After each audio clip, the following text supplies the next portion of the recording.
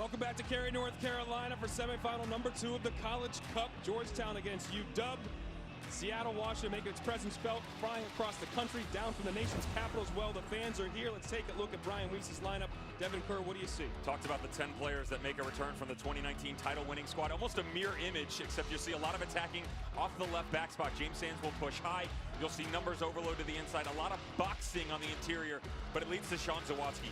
Big East Defensive Player in the Year from the midfielder spot. You know he's willing to work. He'll spray balls 30, 40 yards left and right. How about Dante Pavar get the offense going? Jamie Clark and the Washington Huskies, they don't make any changes either. It ain't broke, don't fix it. Tevez up top, Rosales on the outside, Ostrom coming off the left back spot.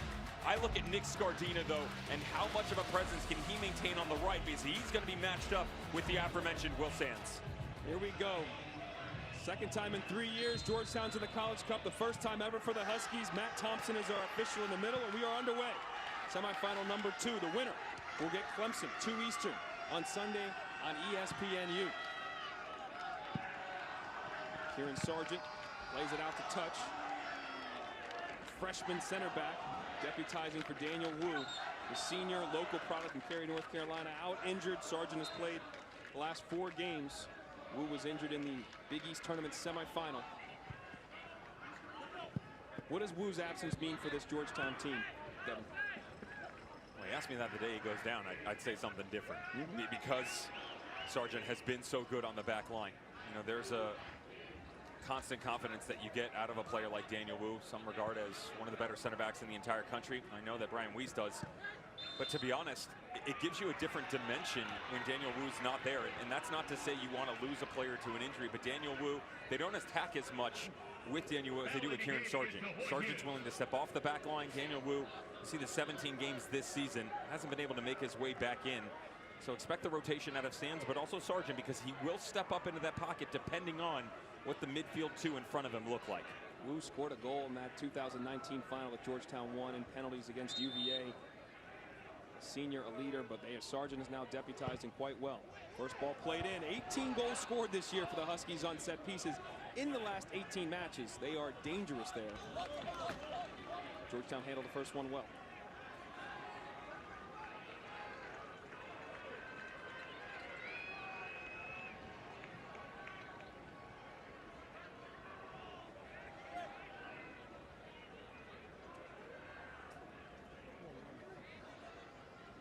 And they'll always have long throws as well.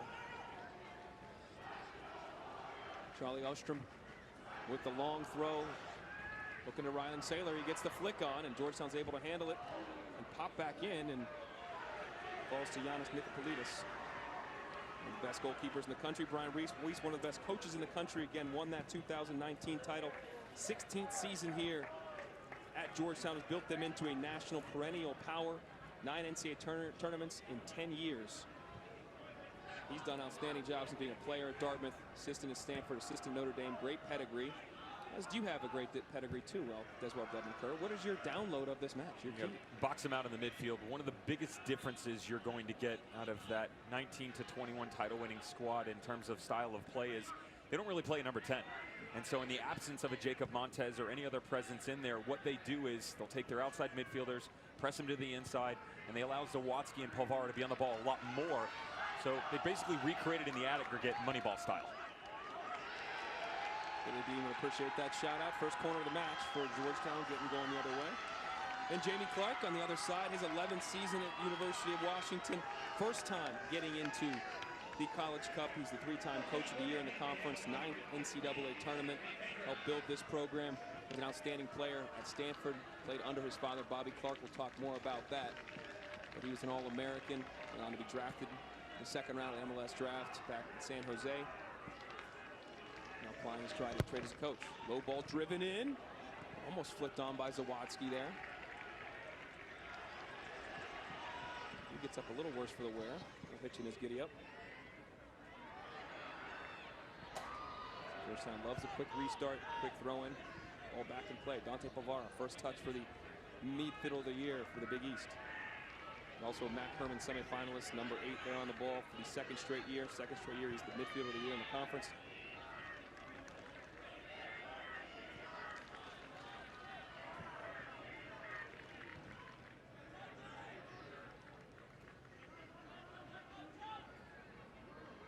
Ochoa on the ball.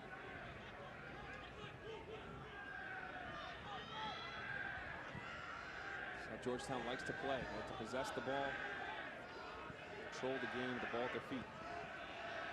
We talked a lot in that first matchup down between Clemson and Notre Dame about shape shifting and what that was going to look like. The true presence for Georgetown and how active they're going to be resides on those two guys in the ball right now, Zawadzki and Polvara. They got to get them going and maintain confidence throughout an entire match. Otherwise, this truly does not work. I mentioned the boxing out. It all runs through the double holding midfielders and what that looks like in the matchup, because for Jamie Clark and the Washington Huskies, second part of Devin's download, what they bring to the table is transitional movements. And so when the two holding midfielders come high, it's a lot of space in behind. That's when Tevez and Miglietti go to work. I mentioned they were probably one of the best in the country. Jamie Clark's going to be yelling at me because he's saying they are the best in the country. Remember, I looked at him, I said, you've got good presence on the back line, good look on the outside, good height. Your boys in the middle, very confident on the ball, two strikers up top. What are you missing? Said, hopefully nothing. Hopefully we can just continue to transition and go score goals the way we have all season long. We'll find out if they can do that. They've been a prolific scoring team. Fourth in the nation at 2.67 goals per game. They finished second in the Pac-12 behind Oregon State. Slightly controversial because of COVID. They didn't get to play an extra game. Oregon State got the opportunity to play more than one game. Now, the Beavers did beat them and drew them. So even in a head-to-head situation, they fell 3 points shy. They weren't winning it anyway. But I know the guys were a little hard done by that. They made a point of saying that, hey, we play one last game. Well, in the game that they did lose, the only blemish, down to 9 men. Yeah. A couple red cards in that game, and they don't really feel like they were played off the park. I agree with them. Watch the body of work that they put forth all season. That's why I said to you that, at least in my humble opinion, obviously don't get a vote on the committee, never have, never will. But these are the two best teams in college soccer. And Washington, they wanted that opportunity to grab that #1 seed. Didn't get a chance. Will Sands getting forward from his left back spot as always. Joe DeLuz, 28 on the ball as well. Back and forth between them. Sargent. Center back up in the attack. Polvara looking for Stefan Stojanovic. Can't get to him. Good step by Achille Robin. Transfer from Bowling Green and native of France.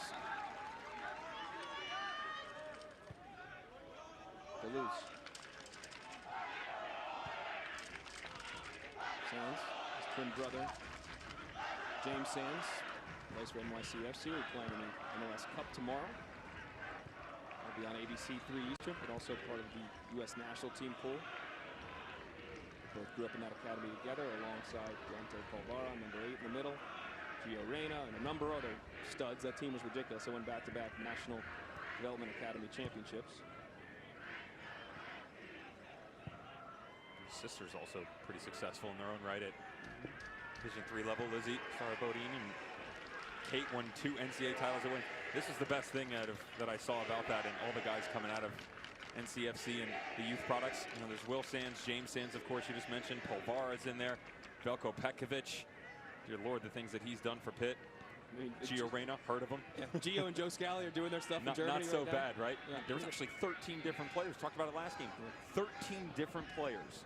And the worst that they did for themselves was play Division I soccer in the NCAAs. I mean, that's not bad. And I looked at Dante Polvara and asked him about it, and he just kind of looked over with a little smirk and said, yeah, we were good. Yeah, we were pretty good. We were pretty good. Only team to ever win back-to-back national titles at the DA level in U19s. Christian Soto's got his head up. Look for Emmanuel Rosales.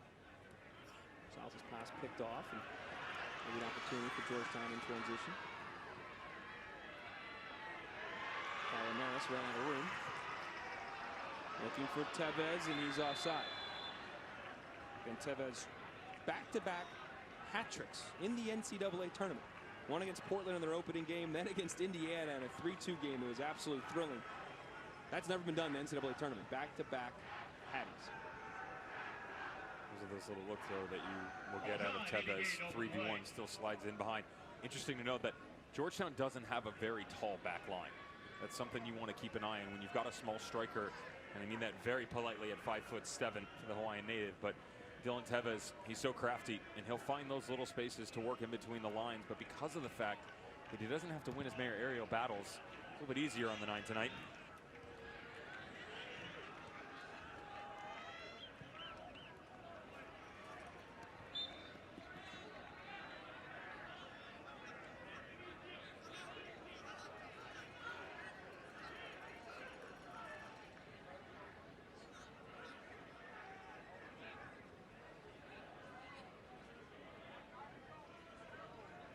Some food for thought, by the way, as we're waiting for them to get back going. And referee has a early Christmas gift for Nielsen on the back line for Georgetown. Here's your shin guard. Check out just outside of the center circle. That's Nick Scardino. I mean, they play very narrow at times, and this is the matchup that I talked about because of the fact that Will Sands comes so high. He's got to cover a lot of ground. When they invert the outside midfielder, then Will Sands comes up. You have a guessing game of, do I go with the initial runner or do I catch the one on the touchline? Scardino tried to play it over the top of Tevez, doesn't come to him.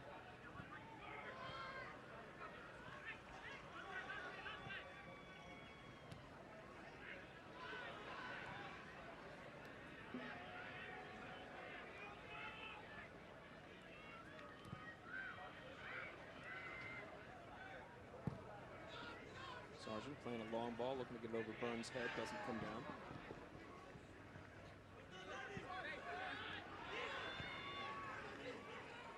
Scardina on it. Out to Rosales. Out to Ostrom. Ostrom, Pac-12 Defensive Player of the Year last year, first team all Pac-12. A number of these guys were first team, second team, or honorable mention in the Pac-12. As you can imagine, it's a great year they had.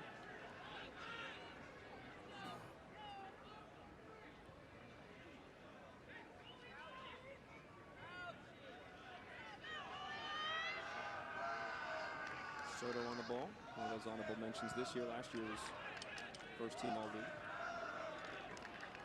These guys just sat down on the chessboard and haven't really decided if they want to move all their pawns yet, right? Yeah. Oh, slowly moving into this game. Sands undercut. Heavy challenge. Kalani Cosa Rienzi got up underneath him.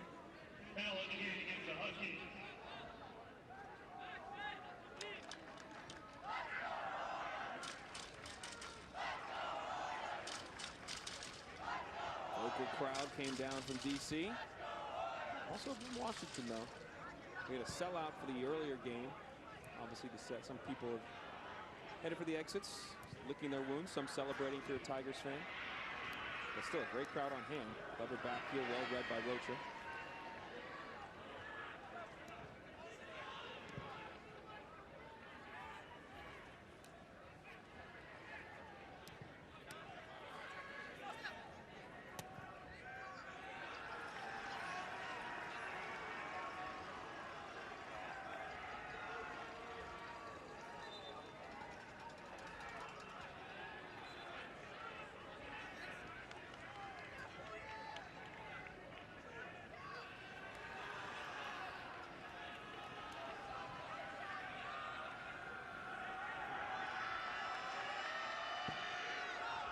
Sam Fowler, the keeper, good distribution out to Burns, but he can't bring it down. Megan Mullen, the near side AR, says it will be Georgetown ball.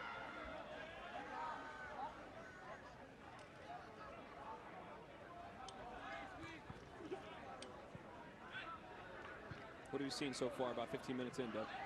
Georgetown have moved away from their traditional looks going forward. We talked how they will bring their outside mids in and really try and create an overload on the inside. Thought it would be more difficult, at least in the early goings, for someone like Christian Soto and Cosa Rienzi, but instead they've left the 10 in there, and they're really only bringing one outside midfielder in, so they haven't been able to connect as much as they'd like to. And when they go side to side, it's the weak side midfielder that allows them to build, but the far side one is matched up.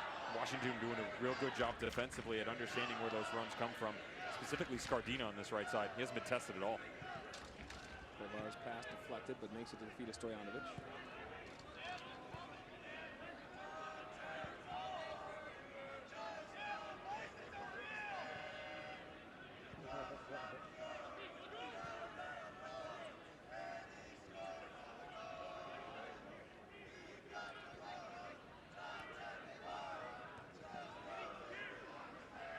Takes the space, then lays it back to Zawadzki.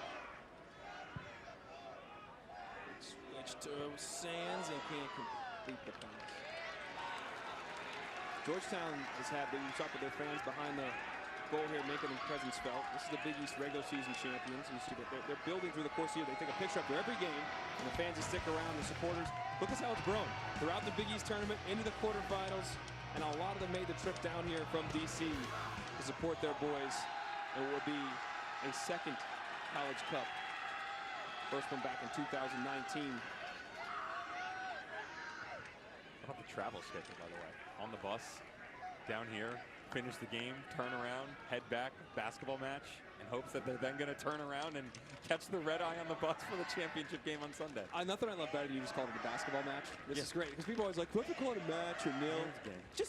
Let's just all be fans. I don't care what it is. We're Americans. Let's say we're Americanize the sports match game, whatever. So you want to call a basketball game a match? I'm in. All right. Well, you got Syracuse Georgetown at noon. That'll be an interesting game to say the least. Not what it once was, but a big game nonetheless. With those kids, yes, are going back for it. And if they need to come back on Sunday, the bus will be geared up and ready to go to get them back here. Agard's pass way too heavy for Zawadzki. He's able to track it down, man. I'd love to be able to operate on that no-sleep schedule. We do, we just don't want to. There's a difference.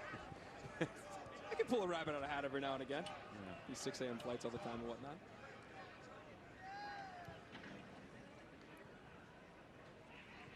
What you will notice defensively for the Huskies is on the inside, right there. The two holding midfielders. They don't vary, stay left and right. They don't really step out of that. They have a comfort zone that they operate within because of this right there. They expect them to go win those balls and then spring the outside midfielders going the other direction. Big tackle by Polfara there to take it off of Scardina's foot. Stop the transition.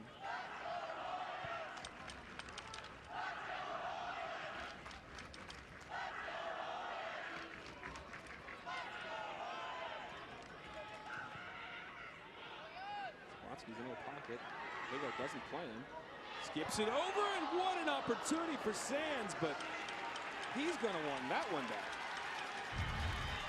One of the more aggressive players you're going to get in traditional Hoya blue. They're wearing gray tonight, but he plays such an advanced role and doesn't lack for confidence. Just got to put this one on frame. Early game jitters, recognizes that this was probably not one of his better efforts. Great build by Georgetown, though. Was he trying to play that back across? No. It seemed like he was hit. It was just that bad of a miss? Yes. Okay. He knows it. I mean, you could see his hands go to his head immediately. First of all, there's no one there that he could take enough off the ball to put out in front of. Yeah. And number two, sometimes down as a player, it's kind of like you play basketball. You're so wide open, right? That you get in your own brain. And that was the situation where even though there were bodies in front of him, that was his to lose. Yep. Good comp. Appreciate that. I understand it intimately.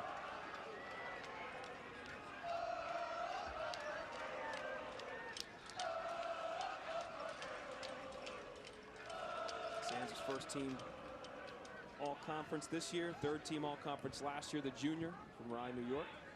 Will Polfara win this foot race? He does. Just strokes it back out to Sands.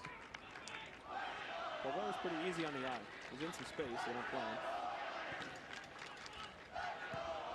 He just has an ease about him and flow about him in the game, which makes it look so simple. I'm about to make a comparison, and people are going to think I'm crazy. And I'm just talking about the way that he carries himself, not the actual physical skill set. It reminds me of Paul Pogba. Oh, you know, the long legs, the big frame, just kind of cruises along. Never really feels like he's going that fast, but just calming presence in the midfield. Laid to Tevez, he pulls a shot. It's a really good comp. The game looks easy and just kind of flows. Not bad. And Lucas Meek is about to check in. He was one of the players that featured in this match in 2019, the quarterfinal matchup.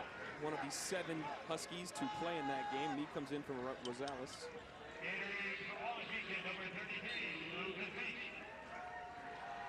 The junior from Washington.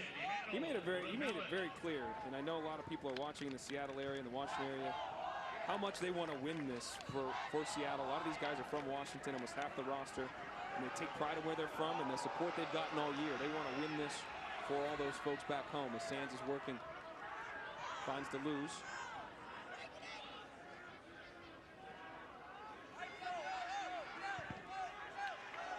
Ricochets off, Sands out for the goal kick.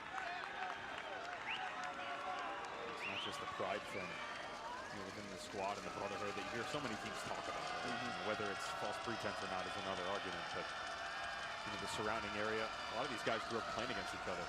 UW players and Seattle Sounders organization, Crossfire Premier, boys coming out of Hawaii, they know each other very well.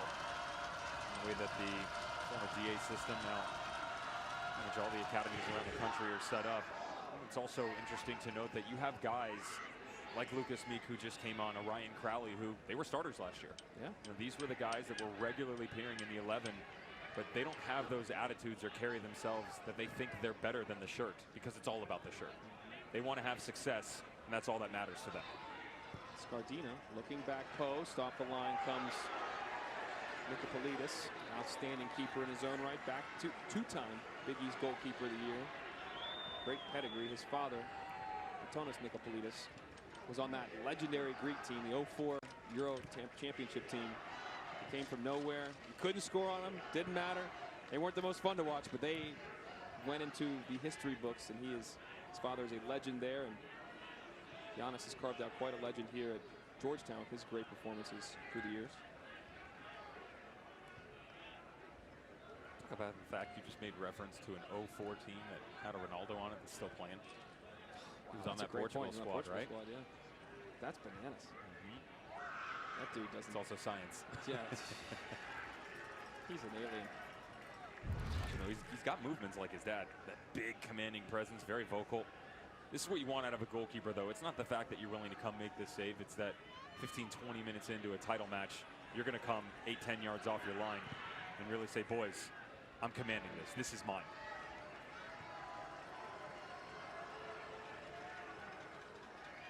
Missed a few games this year due to injury. Athens, Greece is his hometown. Said his dad talks to him after a lot of matches. Gives him little pointers, mentality things. Of course, trying to help his son improve.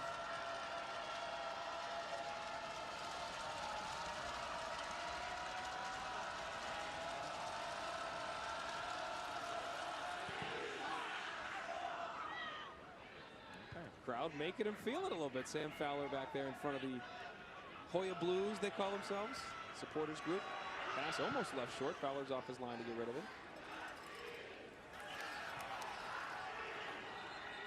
Argument that it should be Georgetown throw, and yes, Matt Thompson, referee, gets in the mix, changes it up.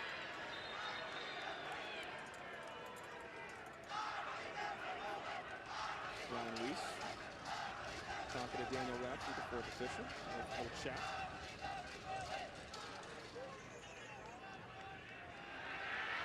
Ball goes out of bounds. Tell you about hoops coming your way on Saturday afternoon. Doubleheader. Kansas and Mizzou. Mizzou has been struggling, and Kansas is really good. At Allen Fieldhouse, Houston, then old school rivals square off in South Bend. Number 10 Kentucky takes on Notre Dame. They split the last 6 matchups. Notre Dame struggled a little bit to start the year. Kentucky's young again, but they got a lot of great transfers and talented. Put the last 6 games back to 2004. Both games on ESPN and the ESPN app.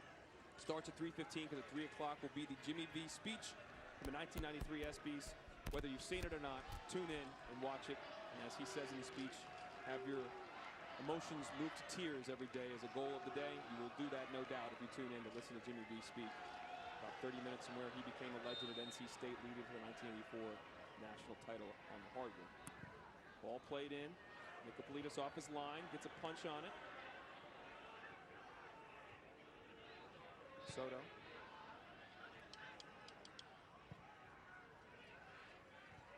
Flick on. Sargent will be able to clear. Stoyanovich. Played it to DeLue. Soto cleared out once the foul, no call.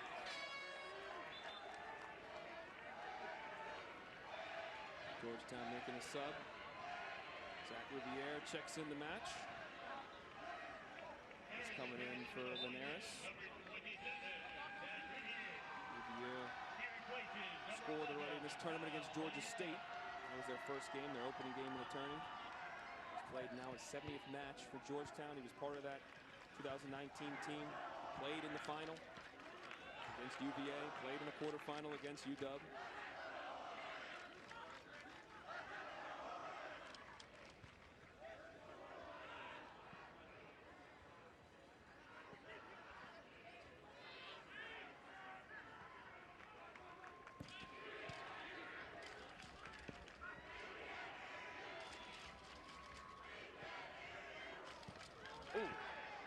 Gio Miglietti just took out Will Sands. They're playing on, and Sands is down.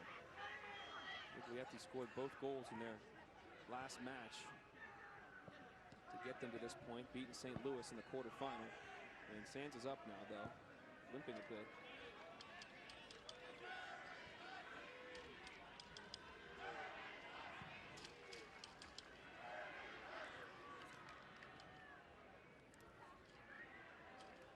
One of the things that the Huskies are trying to do right now, Dallin, is because of the unwillingness of the Hoyas to overcommit on the outside. They talked about how they're really only bringing one of those outside mids to the inside. Defensively, you're set up for success. If you don't overcommit, the space isn't in from behind. So transitionally, the Huskies haven't been able to move as quickly as they'd like, and they're trying to connect in other areas. A lot of contact over here.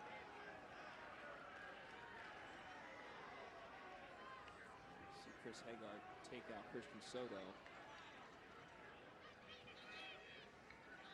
Did not card him. Whenever Matt Thompson stopped the match and walked over, I wondered if he was going to. A little hip check. Good to see no card there. Similar to the first match, if you're going to let him play, just let him play. Yeah.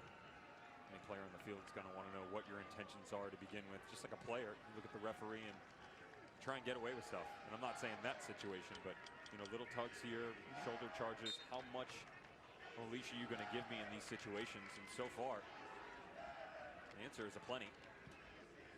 Haggard knows these guys pretty well. Chris Haggard, sophomore from San Diego, actually played in the Sounders Academy, where a lot of these guys are from. The Huskies crew, as we mentioned already.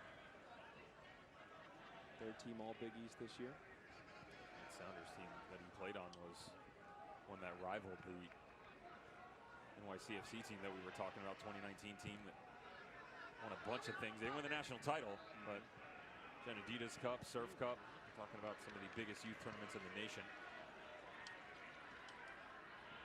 They're striding forward a bit.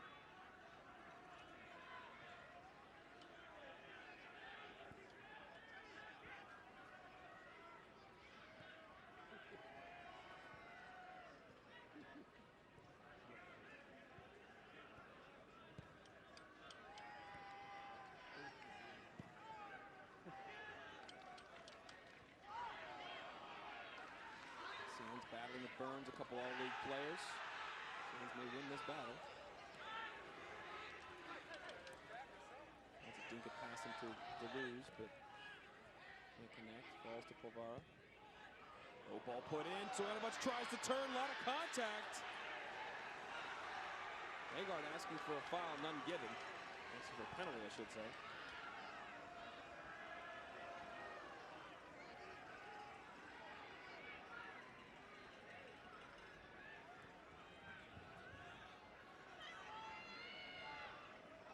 Soto in some space. Back to Ryan Saylor. Defensive Player of the Year in the Pac-12. He's got 6 goals, the big center back. And we mentioned them on set pieces. He comes forward, super senior, man. His first 4 years of college, he played 13 games. Talk about development. Last 2, he's been an all-league player, second team, first team, now Defensive Player of the Year. 4, top of your screen right now in black.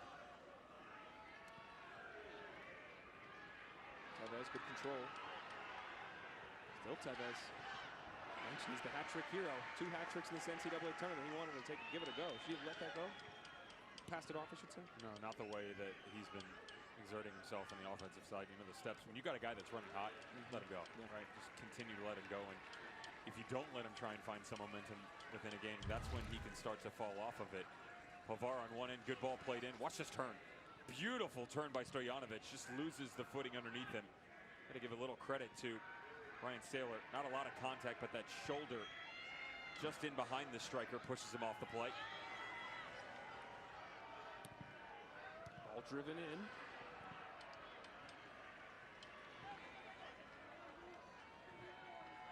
This is one of my favorite things about the Huskies is they won't overly press you. It's intermittent, but the pressure is constant. And a lot of times you'll see it from the 2 strikers up top. They try to shift over, push you into a corner. The 2 flat midfielders are where it's really the unlocking point, but at the same point in time, they're the focal point of their defensive success, because if they don't both come quickly, then the space is there to easily play out of. So far, they've gotten into it. But if you watch some of the goals that they've given up throughout the season, it's when the two guys on the inside, Christian Soto and Kalani Kosa-Rienzi, don't rotate over quick enough, and that's where you look to someone like a Zawadzki, a Sands, or Hagar to get involved.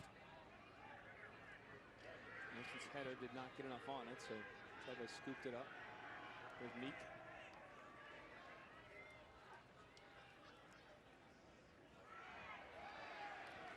And Ostrom couldn't win that battle down the wing. Goes out for a goal kick. Top of the NYCFC youth team. Well, their senior team's got a pretty big day tomorrow. 26th MLS Cup, 3 Eastern, noon Pacific on ABC and the ESPN app. Timbers against NYCFC from one of the hallowed grounds of American soccer, Providence Park. Portland looking for their 3rd cup in 7 years. NYCFC looking for their 1st in franchise history.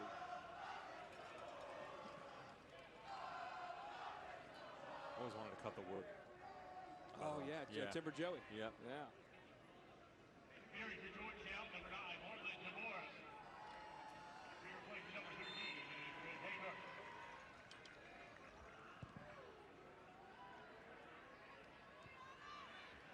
Couple subs. Paul comes in. Elijah Paul, comes in. Arizona native. Comes in for Gio Migaletti. Again, the goal scorer in the last match had a brace to put them through against St. Louis. Georgetown subs on Marlon Tabora. And had a hat trick himself against Providence in their 4-1 win in the 2nd game of this tournament. Guevara tries to scoop it up, doesn't get there in time. Scardina, back heel picked off. Tabora came in for Hagart. Ball goes out, goal kick.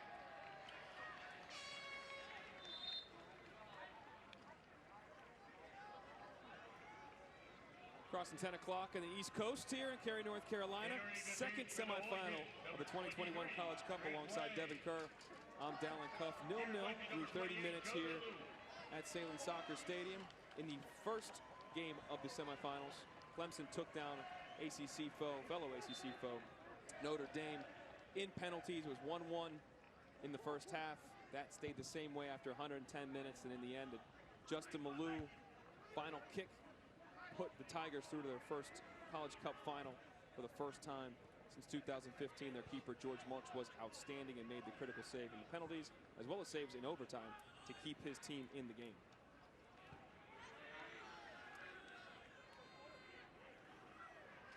Devin, I think we both coaches expected this to be an up-and-down transition game with a lot happening. Hold that thought for a second. Nope. It really hasn't panned out that way. No, they've equalized themselves in what their best assets are in the field. The lack of rotation on the outside and the way that traditionally the Hoyas like to build isn't there. Interestingly enough, defensively, they've locked themselves down at times into that flat 4-4-2, which is what you get out of the Washington Huskies and Jamie Clark's squad when they try and build. The 2 central midfielders haven't been on the ball that much. They don't commit a lot going forward. You'll see them sit deeper, especially with the way that the 2 outside backs like to attack. But they haven't got that going because of the fact that the 2 midfielders are sitting back. It's, I mentioned in the Clemson-Notre Dame game, those guys, at certain points in time, they looked tentative. They were afraid to make a mistake. These guys just know they don't have that margin for error.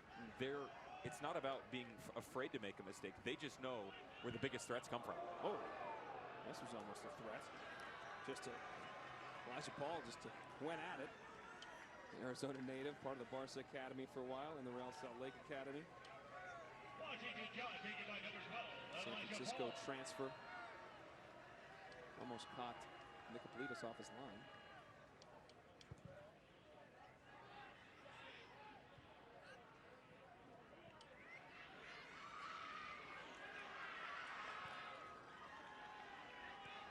Chris Lay got his first touch on the ball there, 23 in gray. Couldn't maintain possession. Chested down nice by Tevez.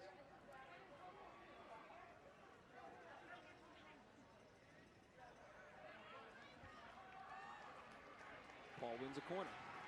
Again, Washington dangerous on set pieces. towers that are. All three of them. Haven't really mentioned Kendall Burks that much yet, but watch him as the target man on the back post. Lethal when given the opportunity to shield Robin and Ryan Saylor. Three different options you got to follow here in traffic. Saylor right above the penalty spot. That long hair, 6'5" frame.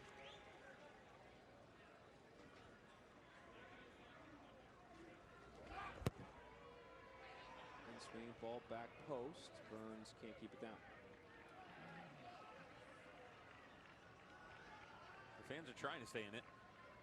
They're asking for something, right? Yep. They want a little spark to get them going here.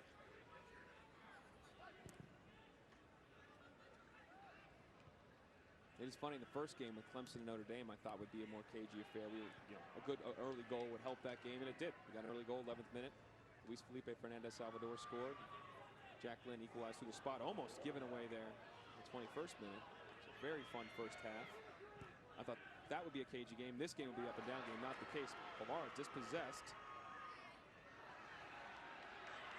Closer to Renzi ran out of room. He pays it back to Pavara.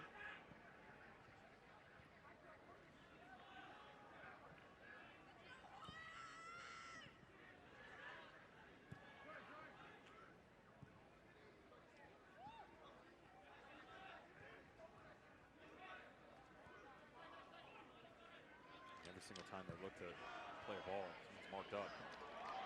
Riviere almost brings it down. He does, and it's just wide. Great effort by the senior and almost broke the deadline. Charlie Ostrom gets away with one here. And he looked over the shoulder and then lost where the runner was coming from. And to be fair, it's just a really good take by Zach Riviere. That pace from that distance to drop that right in front of yourself and give yourself the opportunity to go on frame. Very difficult to do. Gave the Georgetown crowd a little life behind the goal there. In response, the Huskies fans are about it right behind their bench. They've come to their feet as well.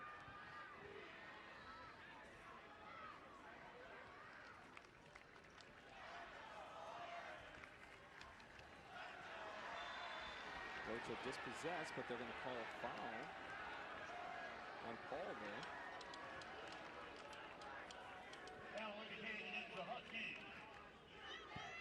A bigger concern here for Brian Weiss and the Hoyas is the lack of the ability to not just get Pulvar on the ball or Zawadzki, but together. I haven't seen them combine a lot here, and with a lot of credit to what's been going on the inside. But again, they like that right flank right now, one-on-one. Switch, tried to lay it to Zawadzki, but wasn't enough on it. Riviere's pass. Scardina's and Akers in space in front of us, but there's no way you're going to make that pass from there. And professional foul, or That's your last warning. that's what that is. He just kept going and going. Good job pushing the tempo here. This is where they find success. You know, the initial touch coming up through the midfield. To your point, Scardina, acreage of real estate out in front of them. But there are also times, just because you can hit a ball doesn't mean you should. Yeah. And I've talked to you about that before, that that's a really good look if you can get it over here. It's probably the most difficult look out of anything that you can play in front of you. So it's easier to just continue the movement in transition, because even if you do turn it over, you also reset your defensive line. And they've been pinned back a little bit here, where not overly threatened, but the Hoyas have been able to go side to side and get to reset yourself, push a little higher, and fight back. All floated in. Paul tries to attack it. Scardina's going to put it back in the mixer. Incomplete as well off his line. He corrals it. And we'll start it going quickly the other way. Looks his best distribution.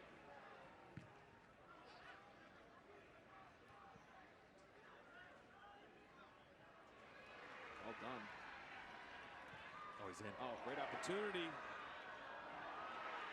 But Burns read it well. Stojanovic was there. Marlon Tabora almost unlocked this thing on his own with that pass. The way that he's been playing, Tabora, over the last 6 games, it does make you wonder a little bit why they haven't changed to having him in the 11, but to have the mental capacity to be that player that consistently comes off the bench, a lot of guys can't do that. So it can actually be more detrimental to take someone like a Hagar. And I'm not saying that he's been bad, but you take someone like that who's used to being in the lineup, you put him on the bench, that can mess with their psyche. As opposed to Tabora, who just continues to show up. Again, Tabora had the hat trick in that Providence game. Hagar, conversely, hasn't scored in the campaign.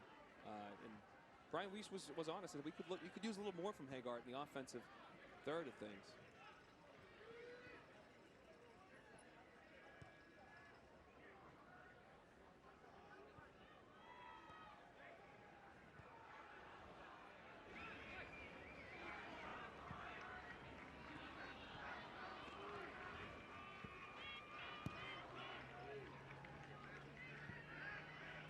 Best part about Washington defensively. They just turn it into a 4-2-4.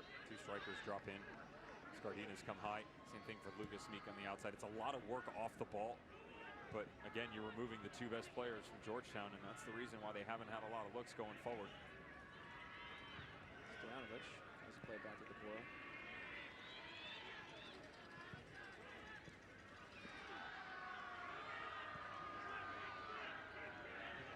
Scardina lets it low to Burns.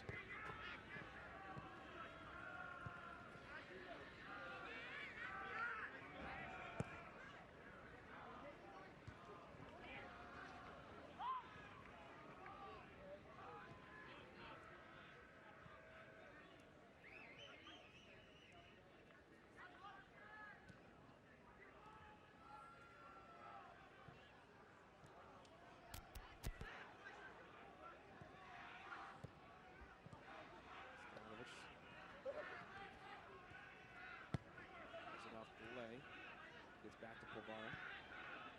Zawatsky. Rocha.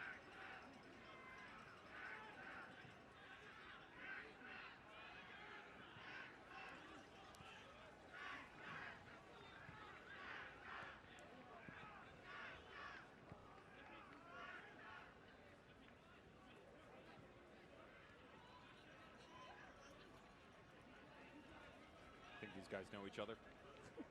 I mean, it's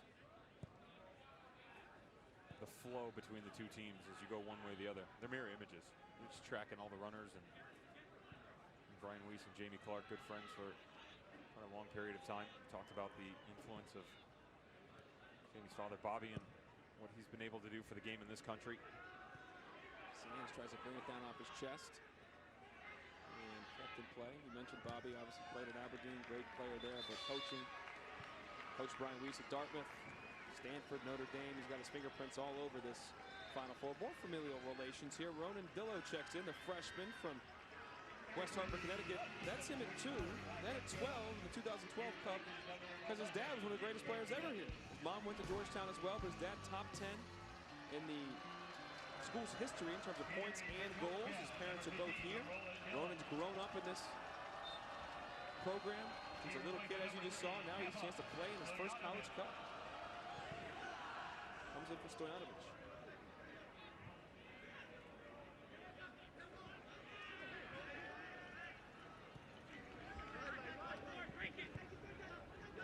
Washington also made a sub as well.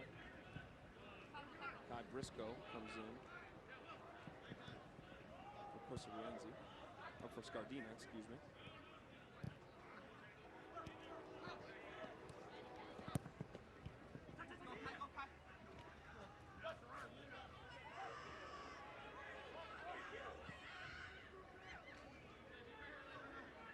And coverage of the NCAA championships continues. Men's College Cup final Sunday, December 12th, 2 p.m. Eastern, ESPNU. Clemson will be playing the winner of this game here. For more information on the NCAA Men's College Cup, log on to ncaa.com, the official online home for all 90 NCAA championships.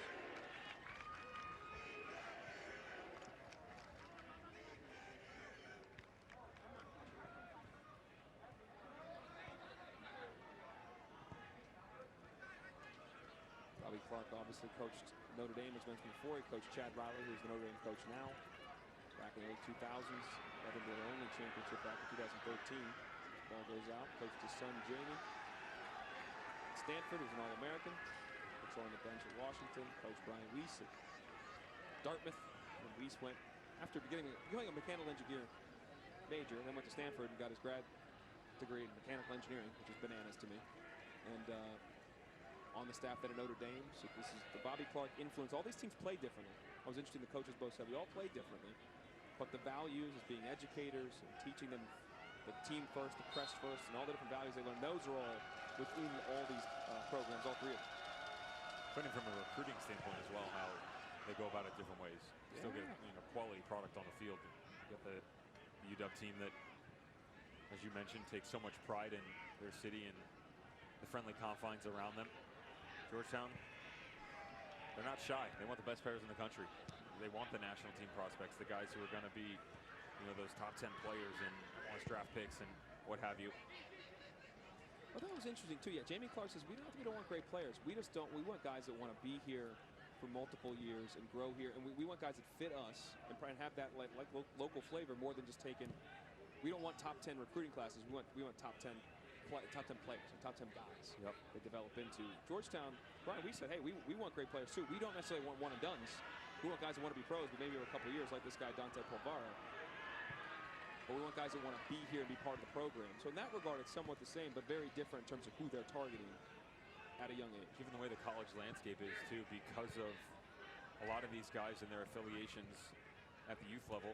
Talked about the NYCFC players and what they've been able to do in their careers so far. At any given moment, those clubs can come calling, and so you have to set yourself up if you're a coach where Jacob Montez, midfielder of the year in the Big East, he takes off, gets the opportunity to go across the pond with Crystal Palace on loan, of course, now. But if he leaves, who's next up? Well, the understudy was Dante Polvara. Yeah. Right now, his understudy, Joe Buck.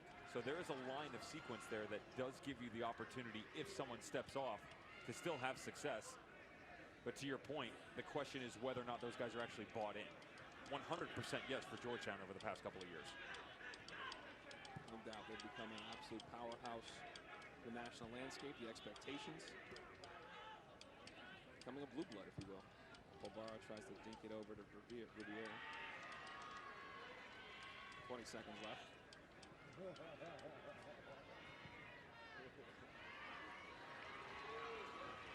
And Neek's got some space. Over to Tevez with 10. He's got space. 8, 7, 6, 5, 4. Balls for Soto, first time shot. 1. And we go into the break 0-0. Given the way the first half went, Dallin, with that matchup on the right-hand side, if Washington's willing to say to you, come attack us here, which right now, Georgetown has had some freedom on the right, keep going that way, because here's what ends up happening. You show a tendency, and all of a sudden, you flip the script, you go the other direction, right? They're a bit predictable in their build in the first half for the Hoyas. They'll make that change. The problem for the Washington Huskies is defensively, as good as they were, in order to maintain a presence up top, at some point in time, one of your strikers is going to have to step off and take a chance. Well, with that said, let's bring in Brian Weiss, the coach of Georgetown. Brian, thank you so much for your time. Before this game, we talked about you and Jamie's ties. We talked about this would be an up-tempo, wild kind of game, potentially. It hasn't been that way. Why has it been a stalemate? We've tried to slow it down a little bit. I think it doesn't suit us if it's an up and down a game, and so I think we've done a decent job trying to control the tempo. I thought we started the game pretty well in terms of connecting some things, and then really stopped sort of dictating. So we've got to manage the possession, but we just got to be a ton more dangerous than we've been with it and get into better spots on the field. Coach, speaking of those better spots, how do you get within that build Sean and Dante to combine a little bit more? Because it's really been one-offs. They haven't exactly been in sequence together. Yeah, they only did it once or twice, and a couple times early they did it. It was really successful for us. So, yeah, at the end of the day, that's the key. We got to get those guys on the ball, and we got to get them solving the problems for us, because there's space for them to operate. Once they bite on stepping on us, I think we got to be pretty good at getting in behind them at that point. Thank you, Coach. Appreciate your time. Yeah, thanks. 0-0 at the break here from Cary, North Carolina. It's the second semifinal of the night. When we come back, we'll show you what happened in the first one. It was a thriller, and the Tigers are moving forward to play on Sunday for the title. We'll show you what happened next.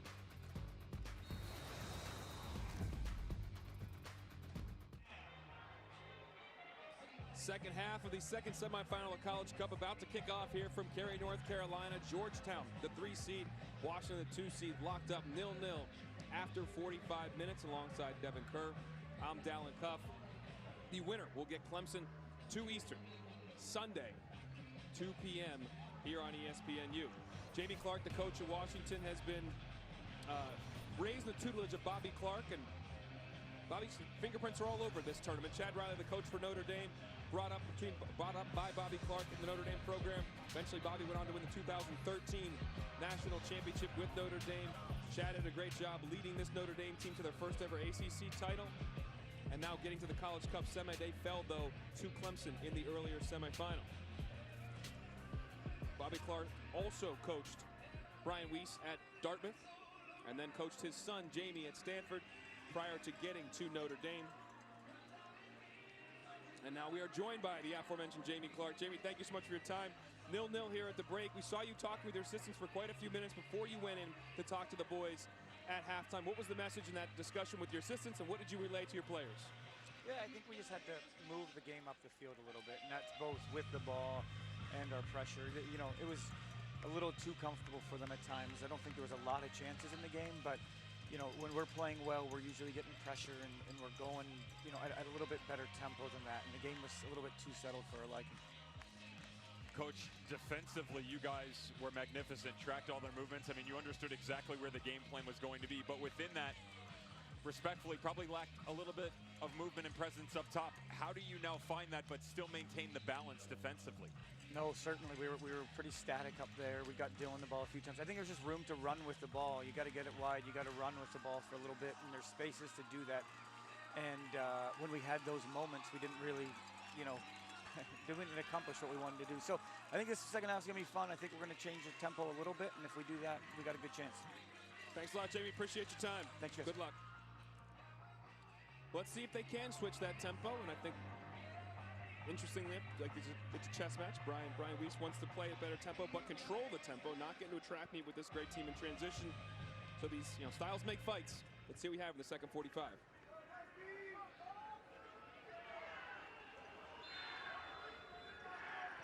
We're underway. Matt Thompson is our center official.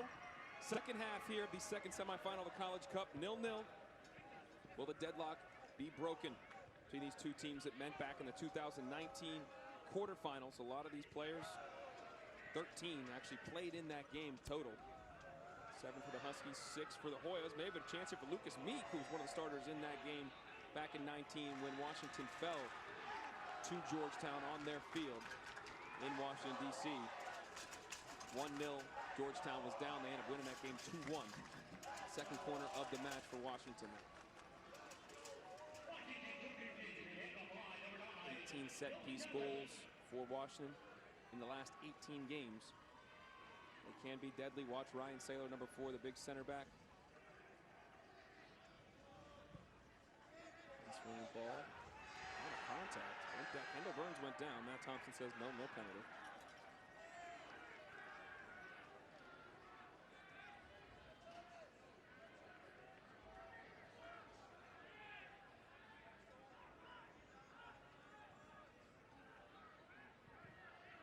Sargent spins out of some trouble.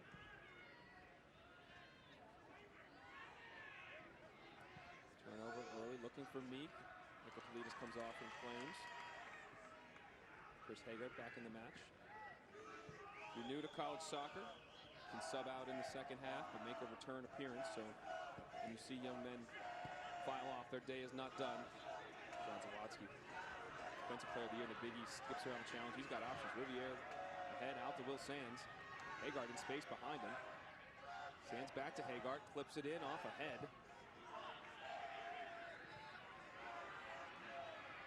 Maybe one of the times the Hoyas looked more dangerous in this game going forward right there. One of the brightest lights that we saw in the first half for Georgetown was Jack Riviere on the right-hand flank, and they weren't exactly overly happy with the two outside midfielders and just their ability to really challenge the shape of Washington. They did leave Riviere in, though. They just brought him on the left. I expect him to come in a lot more than we saw out of Deleuze. Defensively, it does open you up in certain areas, but to Jamie Clark's point about his team, same rings true for the Georgetown Hoyas. At some point in time, and I said this at halftime, you got to take a chance. You want to go win a game, you want to get an opportunity to be the best in college soccer. You got to showcase yourself to the next level, and that means you got to roll the dice here and there.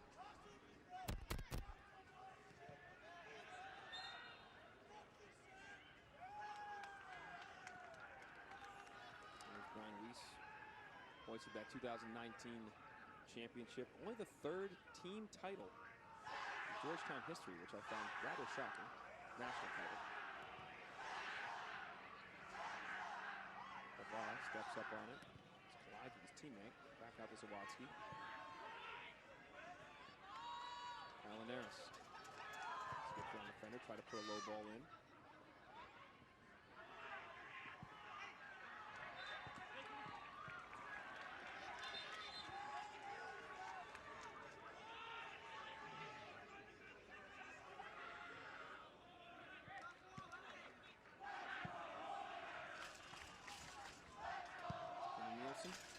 Third team all Big East. Uncle Kieran Sargent, the freshman in the game for Daniel Wu. Wu, a local center back product from Cary, North Carolina, out injured in the semifinal of the Big East tournament. Sargent is deputized well at that center back spot.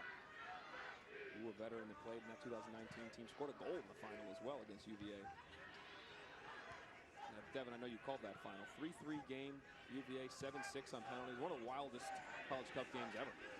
Still get my voice back. two years later, I mean, you know, a lot of these games that you can come out of and go, that team was much better, that team was much better. You know, this was kind of boring. There was nothing in that game that I could look back on and go, that wasn't good. Yeah. High level throughout the entirety of the match. And guys like Daryl Dike, United States men's national team, Joe Bell goes and plays overseas. And at one point in time, Henry Kessler. Yeah, Henry Kessler, center back, New England Revolution. Gelnadach said to me, like at one point in time, there were 7, I believe, 6 or 7 Generation Adidas players on that field. Wow. It was a great, and Georgetown obviously had, mentioned Montez earlier, Derek Dodson, I mean, Rio Hope Gunn. There was just so many good players on both those teams. And we'll see if we'll have a final like that. Clemson against the winner of this game on Sunday, but right now, these two teams got to break the deadlock first. The first game did go to penalties. Quick challenge by Riviere. He's been a bright spot, looking for Stojanovic, who lost his footing.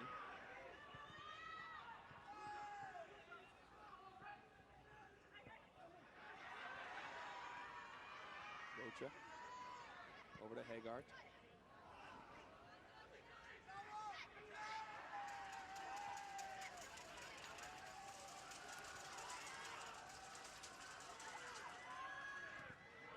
This is the area that Brian Weiss was talking about in the first half. Just got to speed up the rapidity of play. When the angles are there, just up the tempo a little bit more. Space at the top of the 18. No one steps into it. They don't click coming back across. It's the bread and butter for the Hoyas all season long, and a bit off their game here tonight. Nice use of rapidity, though. Well done. You can't add. Spell good. SAT words. Yeah. Verisimilitude. Mom would be so proud 20 years later.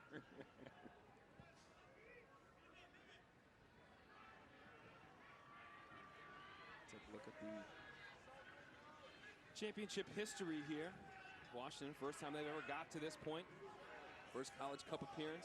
Hoyas' second time in the last 3 years. As you mentioned, 2019. They lost in the quarterfinals last year to Marshall, the eventual champions. They won the cup here. And Clemson looking for their 3rd national title, first since 1987. However, they did get to the 15 final under the same coach they have now, Mike Newman. But they fell 4-0 to a Stanford team with Jordan Morris and a bunch of other studs. But now a chance to climb the top of the mountain.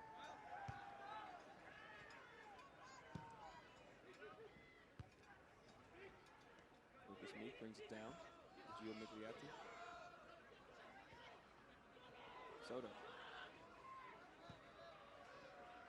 Dylan Tevez. Soto, there's got numbers in the box. Looking for Scardina, but overhit it. We should hit this. Little Jermaine Jones angle right there. 2 yards out. No one stepping to you. It's also the playmaking ability you get out of crafty little midfielder.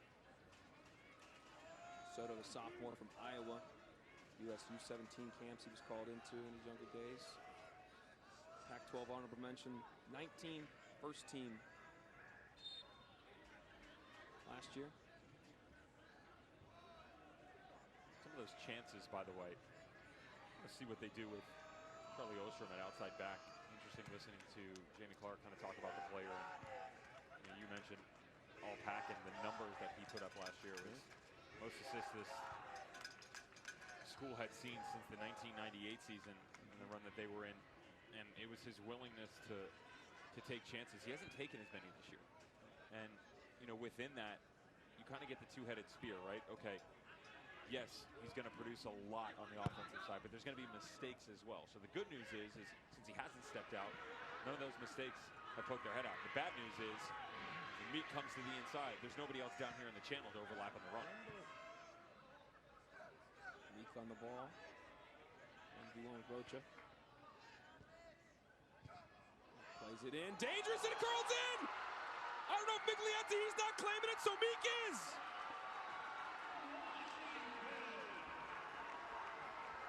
And the patented celebration is about to commence in the corner. The Dogs are gonna pile! 1-0, the Huskies are up!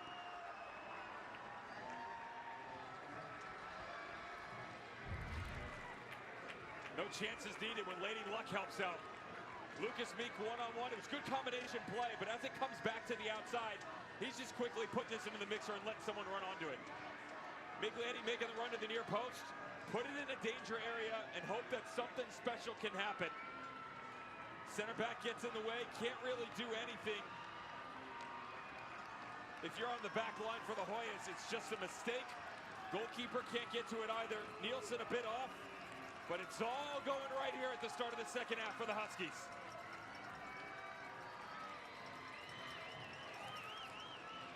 Meek gets his 4th goal of the campaign, 16th of his career. For the second team all Pac-12 performer this year. Missed a chunk of time from September 3rd to October 31st. He was out. Back in the lineup now. Didn't start this match, was played the lion's share of the minutes. And a little bit of a fortuitous bounce. Not much Kenny Nielsen, the defender for Georgetown, could do there. I'm not sure. They are crediting the goal with Meek. So they're saying Nielsen did not get a touch on it, but let's see Georgetown's response. Been here before. Oh, quick tongue the other way. Matt Thompson says no foul. We'll take another look at this because that looked like Will Sands got upended. He's saying no way, no way. The cut back across. Is there actual contact? I'll tell you what, there looked to be a little bit of a nudge on the leg. You have to give Sands a bit of credit because he sells it. Drags that right knee behind him. Little cut across on the center back. Referee knew he was looking for it. There's a tackle. Yeah, it was. The game's opened up now. This Georgetown team went down 1-0 to WVU, and a quick card coming out now for Povara. Egos into Matt Thompson's book.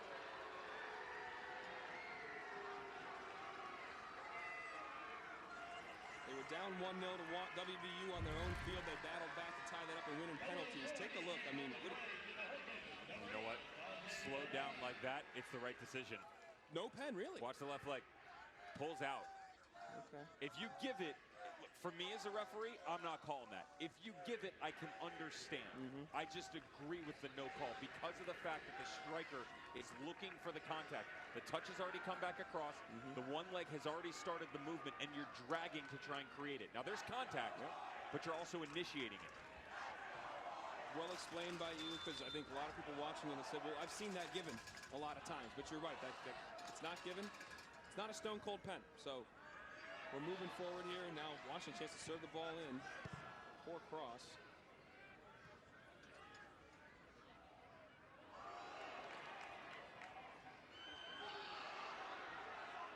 Rienzi working and then gets upended. No call.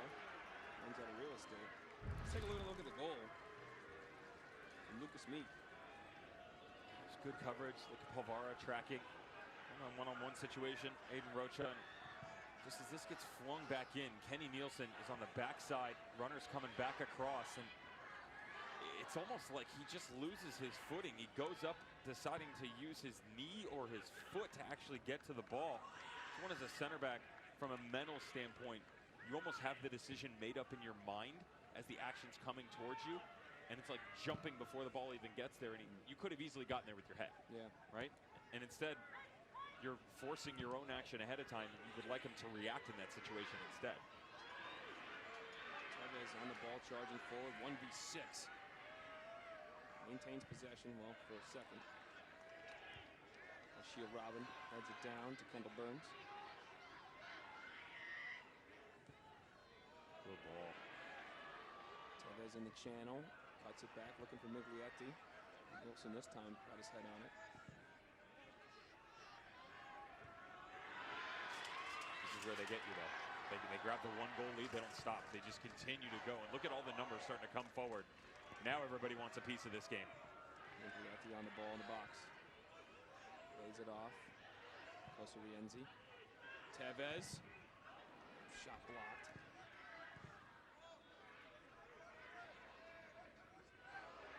Inside by Scardina.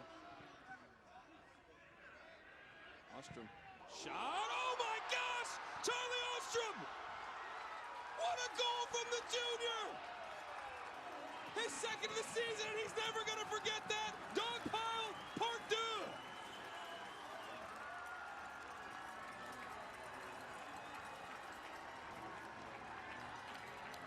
We told you it was the most school assists last season since 1998. Spoiler, this ain't it. Some kind of strike for Charlie Ostrom. The best that this team is they just continue to apply pressure. It's wave after wave of attack, but better in terms of balance. They go side to side, they stretch the game vertically. As they come, Scardina comes all the way back across, said he could be a game changer, but we ask for more out of the outside back. Much higher line, the cut back to the inside on the unfavorited right foot. Nobody challenges him. Easy enough for him to pick out his 7th collegiate goal. 3 minutes and 11 seconds between goals. Giannis Nicopolidis can't believe it. Brian Weiss's team's down 2-0 like that. And we'll see what they're trying to do, making a few changes now. Couple substitutions.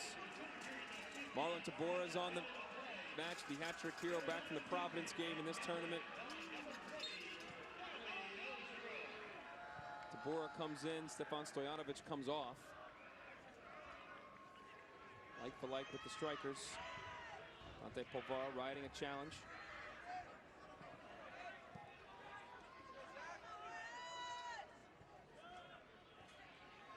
All right, Devin, you got 33 minutes to go. What does Georgetown need to do to get back in this thing? It'll run out of number 1. It's going to do 2 things for you. It'll start to give you some confidence and help create some opportunities going forward. More importantly, it's going to push back these waves that you're seeing out of the Huskies. You got to reset your numbers coming up, compress the field a bit more, give yourself a fighting chance here so that you're not going 80 yards down. And Sands goes down again, and this is gonna draw a card. And that's Scardina going into the book. Interesting to note, by the way, in that conversation with Weiss leading up to this game, we talked about tactics and this, that, and the other. And he said, there are going to be goals in this game. There's no doubt about it. So I looked at my guys and I said, how many goals would it take to beat Georgetown? They said 3. And he goes, we got to score 3. There's your answer right there. Down 2-0. Plenty of talent and plenty of time. But they got to get it going somehow. Knew there would be goals. Again, Washington, 4th in the nation in goals per game, 2.67. Georgetown's been better in the defensive end this year. 7th in the nation in goals against average, .698. Not easy to get goals on it, but there have been 2 marked already in the first 13 minutes of this half. Tabora takes it. Called it in, might fall for Riviere, but Nielsen didn't leave it for him. Back to Sargent. Does he put it into the mixer? No, he plays Rocha. He'll put it in, and that'll go out for a throw.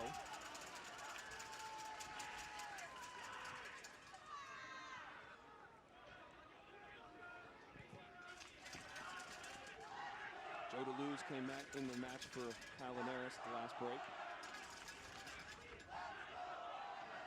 Riviere back to this new touchline. The favorited right side that we saw him semi-successful on in the first half. Zawatsky, good touch to Riviere. Back to Zawatsky, skipping around. Back being cleared out.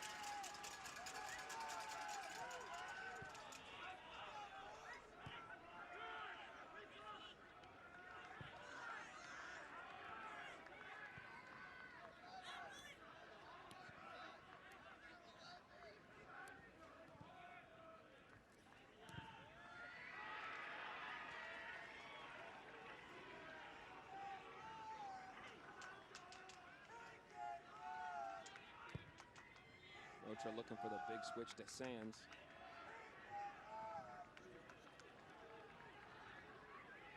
Toulouse gets it back in play to Pulvara. Two-time midfielder of the year in the Big East, currently one of the Mac Herman semifinalists. Number 15, the second year in a row.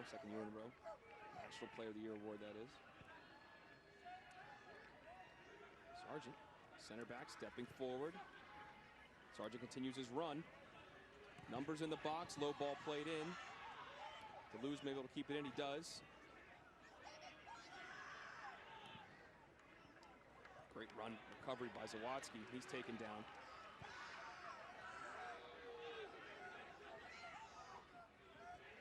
Poor pass by Haggard. That ball's got to be in front of Pulvara. You're asking him to pull his right leg behind him and drag it coming forward. Unless you're Kareem Benzema, it's hard to do. Lucas Meek. Got one goal. Oh, Meek, hey now. Gets the cross off. Maybe that was a shot, I don't know, shot or pass, but it looked dangerous. He likes it one-on-one. Speed off his injury earlier this season. That was apparent, but still. Crafty little player. Sort of see the ideas from the Hoyas starting to matriculate, coming the other direction. Problem is it's still got to be faster. The tempo. People hear the word tempo down and they think that the game's going to open up and be a million miles an hour. It's not the case. It's the actual quickness of which you're willing to play. You don't have to go end to end and do 120 whatever it is in 15 seconds. However, every single time you're on the ball, you just got to be quicker, right? The second that you take a second, a third, a fourth touch, you're allowing the team on the other side of you to reset themselves defensively, and you just make it a lot easier. That's really what plagued Georgetown in the first half. They didn't take advantage of the opportunities when they were in front of them. And now the second half here, we've seen some moments where Pulvara is willing to step up a little bit, but they're off. The ball that was, 90 seconds, 120 or go. Good little combination, drag behind him. Everybody starts to get a little bit slower, and the next thing you know, that great build that you saw is gone. Rocha down the heap, right in front of us too. Now you see the divots in the pitch. The pitch looks pristine except for where that action just took place. There's chunks out of it and there's a chunk out of Rocha. On the play to Washington, number 33, Lucas Meek. Meek's in the book at the 62nd minute mark. Second yellow issued for UW.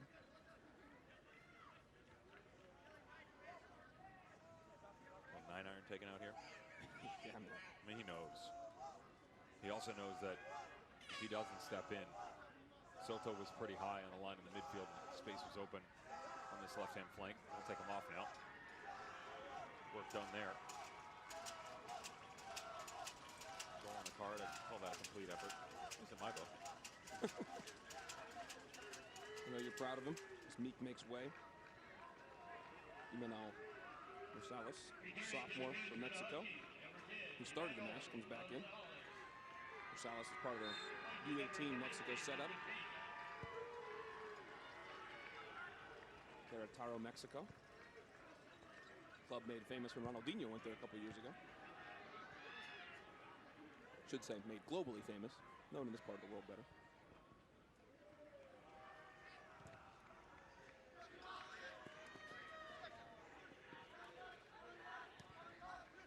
Rocha's pass wayward.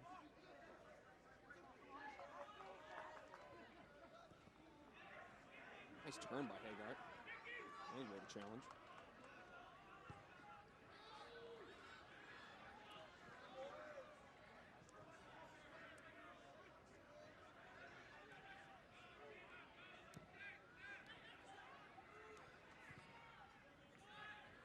Out to Sands.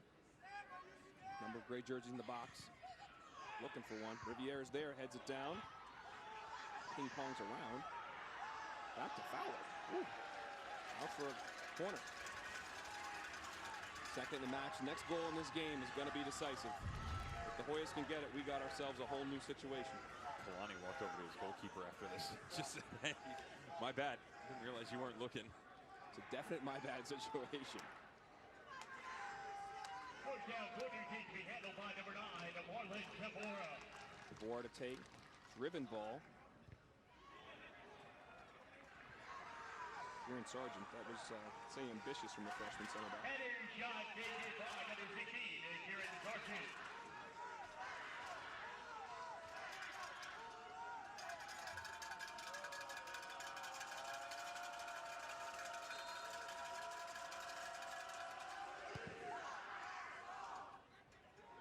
Good game coming up. Good game going on right now. Just hours from now, we've got MLS Cup final, the 26th edition. We play tomorrow, 3 Eastern, noon Pacific on ABC and the ESPN app. Portland Timbers against NYCFC from Providence Park, one of the best venues in our country. Portland looking for their 3rd title in 7 years after taking down RSL. And NYCFC took down Philadelphia to get to the final, their first ever. Also took down the New England Revolution en route there. Thought we were looking, I mean, I think a lot of college coaches almost wanted to see the Revs get there to help prove out the model, because there are so many pathways to the pros. And some teams, like the Revs, have invested in a lot of young college players. They won the Supporter Shield. Couldn't get it done, though. It's amazing what happens if you get a month off. It's not their fault. I mean, they were that good, setting records left and right. But, you know, there is something to be said about repetitive patterns when, you know, these guys know it all too well. Playing games every 3 days. I mean, you know, the semifinals on a Friday, final going to be Sunday afternoon. You're looking at 36, 40 hours recovery. But the other part of that is when you don't play regular games, chemistry's off. And just your movements, you're one step slow in certain areas. Definitely got Revolution in trouble. Agard in a little bit of space, combining. Tabora tried to dink it over the top, doesn't get there. Zawadzki plays it back out. Agard again, in trouble. Sargent, that's your center back, operating up in the 18. That's a different look, you ask me, that you get at it, having Sargent on as opposed to Daniel Wu. They attack a little bit differently on the left side because of it. You can't take as many chances, but Sargent will step up too. And when he goes, you see he's not afraid to challenge. As he steps up into it, someone from Washington has to come to him, and a couple of times we've seen him connect. Getting end line, driven ball in by Sands, another corner. 3rd of the match, here we go. Under 25 minutes, Hoya starting to apply more consistent pressure. These boys aren't as big though. There's not even twin towers. Really got a triage on the back line for Washington Huskies. One of the biggest player that you have at your option right now is Povara, right around the penalty mark. He's marked tightly by Kendall Burns. Conference fullback. Low ball. Almost skips through to Povara. There's a lot of appeals for handball. None given. You saw a lot of Hoya's players. They're still on Matt Thompson right now about it. In the supporter section, Hoya Blues were behind the goal as well, letting Matt Thompson hear about it.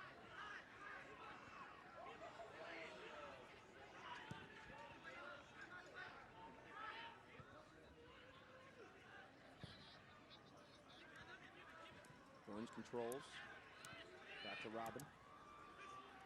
Dispossessed. Oh, Tabora's touch was heavy. Saylor recovers. Saylor's down. And in pain. You don't want to see that. That's the defensive player of the year in the conference. And a Matt Herman semifinalist on the deck right now.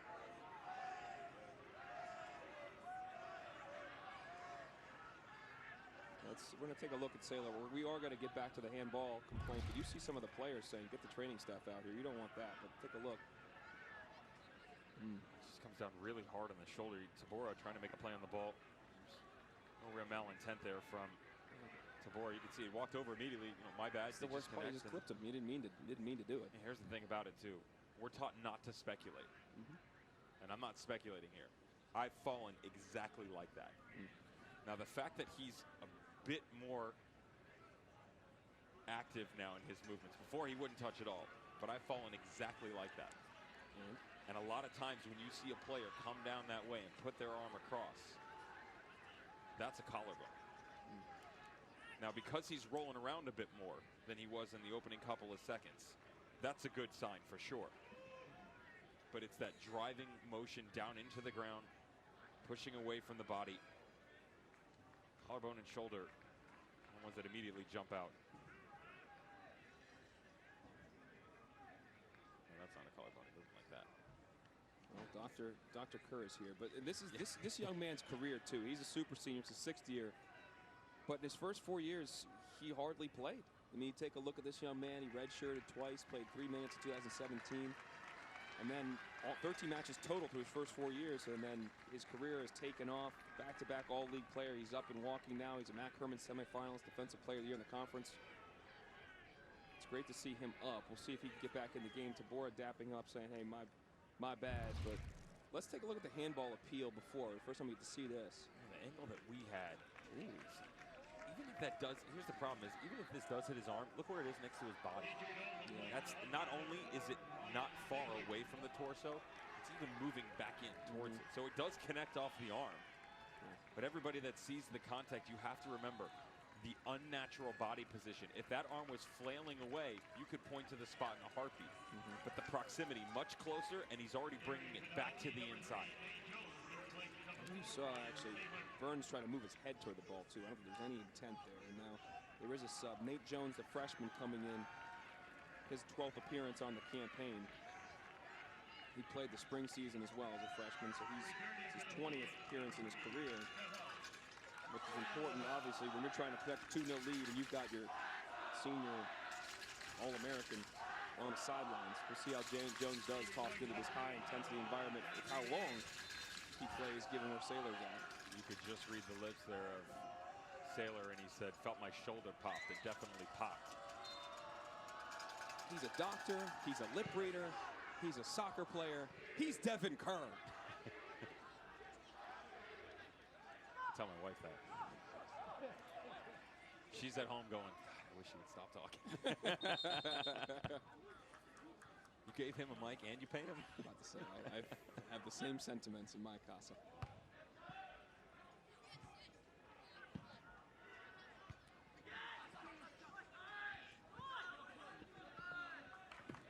Stoyanovich just checked back in the match for Riviere. Moving Tabora more out to the wide right side. 23 minutes to go. Georgetown was starting to build a little momentum until the last few minutes.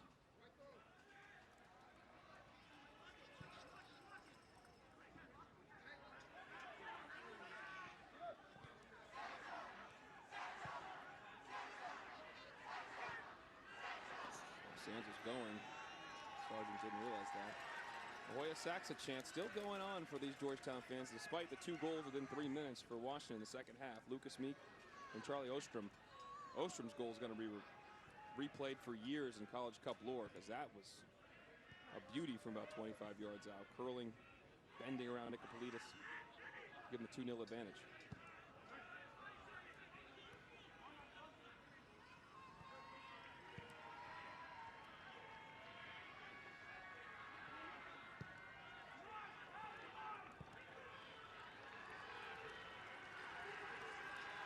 Sargent striding forward.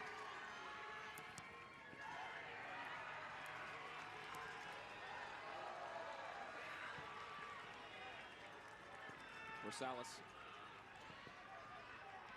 Dispossessed easy by Tabora. Stoyanovich circles back to Hagard. Just a little look over the shoulder there for Deleuze, wondering where Sands was. He's tired. He's put a lot of miles on the odometer on that left-hand side. He isn't able to make as many runs as we saw in the first half. Ball flipped in back post. Hagard was going to try to line up a fantastic strike on a volley, but couldn't come together. We actually just saw Ryan Saylor run into the tunnel underneath us into the locker room, so he's not coming back in the immediate term with the trainer. We'll see if he comes back out. As of now, it's Nate Jones' spot, the center back. Laid off for Polvara. Out to Tabora. Cuts it back. Shot. Save. Fowler. Big time play when they needed it. Defensively, this team is so good, but you still got to have that goalkeeper that's willing to step up when needed. And Sam Fowler, how does he get his hand on this thing? I mean, there's some kind of move Tabor puts on the ball, catches it, oh so true. No rotation on it whatsoever, and the goalkeeper with 4 bodies in front of him, able to pluck this out of thin air.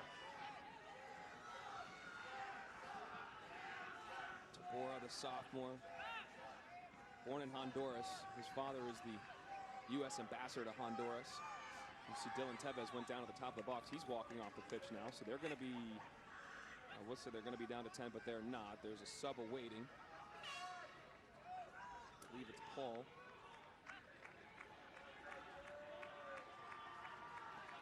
Yep. In comes Elijah Paul, the freshman, back in the match.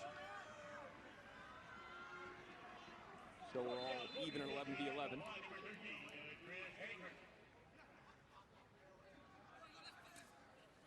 Scoop pass over the top and headed back out for another corner. 5th of the match.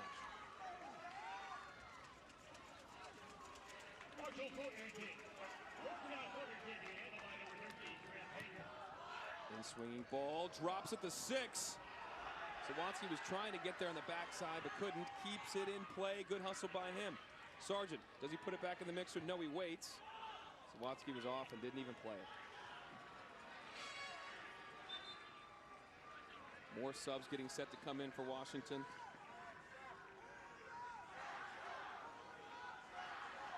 And you see Kai Briscoe coming in for Nick Scardina.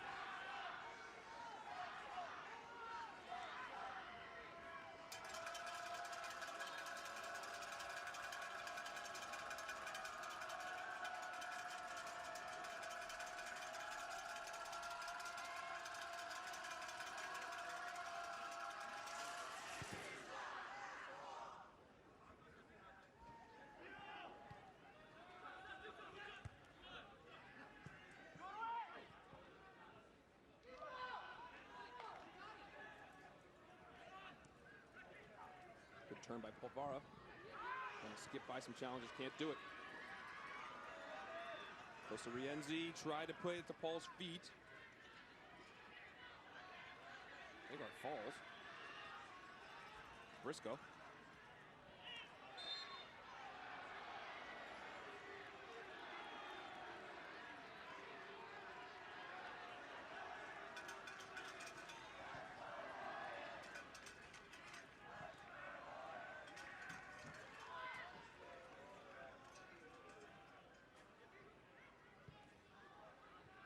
Under 19 minutes to go in the second semifinal of the night. Cary, North Carolina, alongside Devin Kerr. I'm Dallin Cuff. 2-0. Washington is up over Georgetown. First time the Huskies have ever been in the College Cup in their history. Chance to punch their ticket to Sunday's final. Sunday, 2 p.m. Eastern. ESPNU against Clemson, who won the first semifinal of the night against Notre Dame. UW scored 2 goals in 3 minutes. 54th minute and 57th minute. Nick Scardina. Lucas Meek and Charlie Ostrom were the goal scorers, and that's where we are right now. Big East champs, the 2019 College Cup champs, Georgetown, in trouble. Devin, if at one point you start to really either change things tactically or personnel-wise to really try to get a second goal here? They won't change, and that's one of the best things about Georgetown is they believe in their process. They're not a team that hits the panic button because they've been in these spots before. They understand that in order to be successful, you have to continue to put one foot in front of the other, as you have all season long. The previous year, you made it to the Elite Eight. 2019, when you won the College Cup. If you start to move too many pieces, you get yourself into trouble, at least from a tactical standpoint. That is one of the biggest differences, in my opinion, from a statistical standpoint, between that 19 squad and this squad. That 19 squad had 20 different players with 20 or more appearances. They don't rotate as much here, and there is some fatigue starting to come out. If you watch Sawatsky, he's actually just pulling on his lower back right now. He's not stepping as high. Will Sands, less active on the left. You ask so much of these guys, and in games like this, when it does open up, they make the extra runs. 15, 20 minutes to go is not as easy for them to overextend like we saw early on in the match. Sawatsky's big switch looking for Sands did not come off there. And UW running into traffic in the midfield. Again, these two teams met in that 2019 Cup run for Georgetown in the quarterfinals. 7 guys in the Washington team right now played in that match. 6 guys the Hoyas team played in that match. And to the Hoyas, this didn't really matter in terms of vengeance. But to the Huskies, those players were really clear to us yesterday that this is a chance to really rectify what happened in 19 on even a bigger stage now, the Final Four, the College Cup versus the Elite Eight. And that's where they are. They put themselves in a position up 2-0.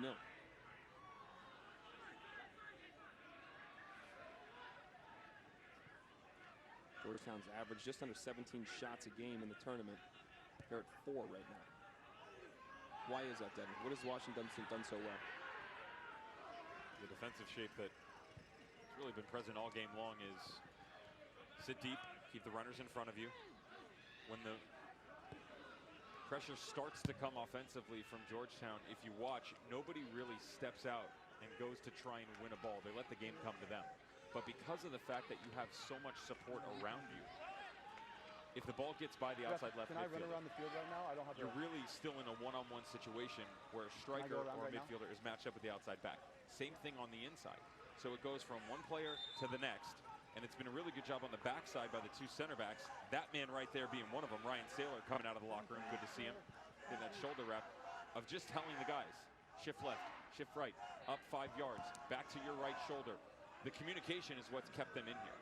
And so you don't have your 2 best players in Zawadzki and Povara regularly combining. I said to you, in order to have success, it has to come down to those 2 guys. And yet as we watch the rest of this game, it's really hard to talk about any moments where they've been super effective. Will Sands down again. He was at a dead sprint. Briscoe's got a ton of pace and slid in there in a tough challenge. Let's take another look. Just watch that right foot right there. Up underneath him, got a touch on the ball. 2 guys just trying to make a play on this. But is that not a foul? You can't take the man. It's a 2-footed challenge. A lot of man, much ball. The argument in that situation is subjective because of the viewpoint of the referee. Where is the referee in location to where the ball is? Because his vision may see that coming from a horizontal standpoint, not from that restricted view that we just saw.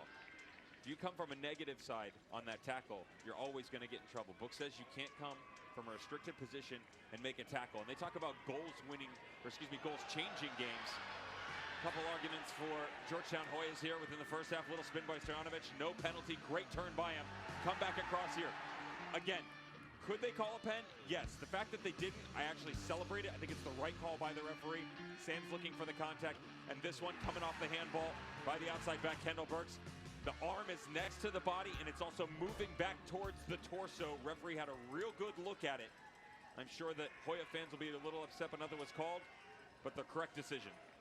Matt Thompson, the man in the middle tonight.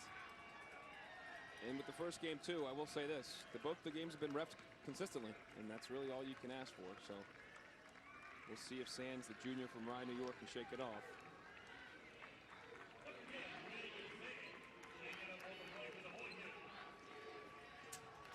And just to remind you, coverage of the NCAA Championships continues. The Men's College Cup Sunday, December 12th, 2 p.m. Eastern on ESPNU. Clemson playing the winner of this match right now. For more information on the NCAA Men's College Cup, log on to NCAA.com, the official online home for all 90 NCAA championships.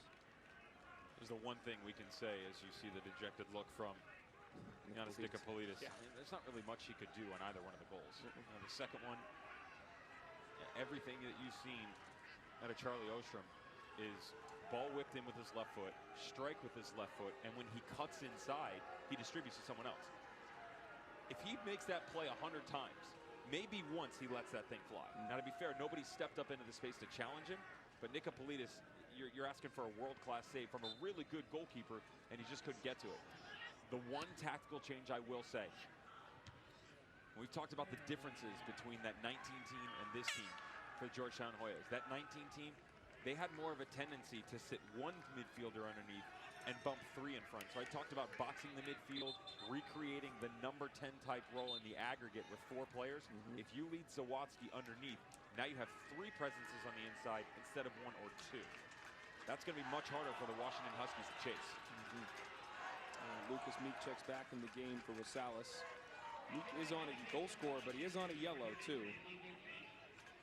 as they try to close out this game with just over 14 minutes to go.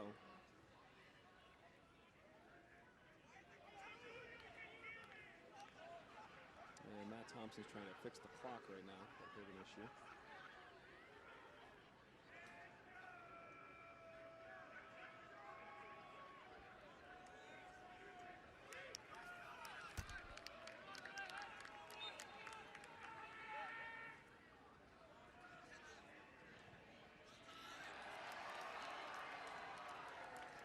Goes out of the Husky supporter section. They've been on their feet most of the second half. That long cross-country trip from Seattle here to Cary, North Carolina. Imagine that pregame cocktail party. I'm imagining they're all very well lubricated with the late 8:30, 9. What was it, about a 9 o'clock, 9:30 kickoff because of the overtime and the penalties. It was 9:30 Eastern time in the first matchup. And Paul almost won a corner, but not quite.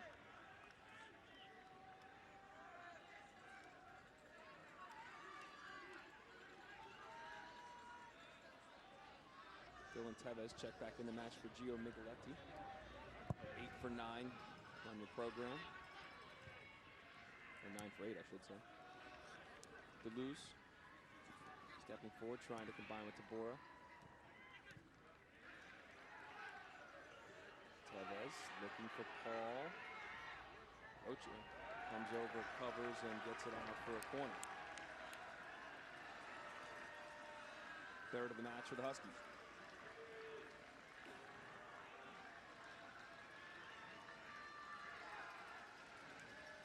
Jamie Clark just under 13 minutes away from getting the first College Cup final in this Washington program history.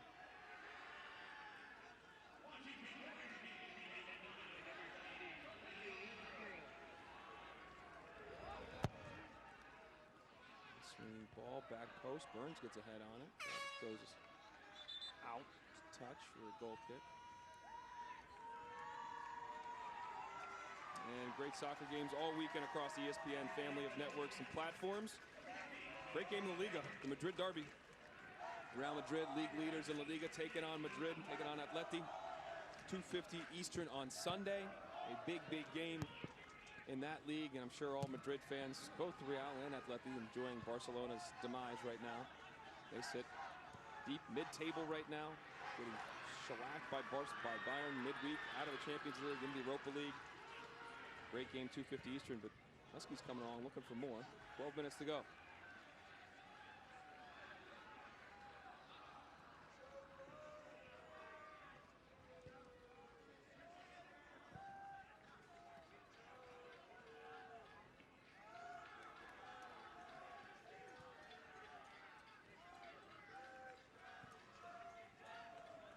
They've made that adjustment.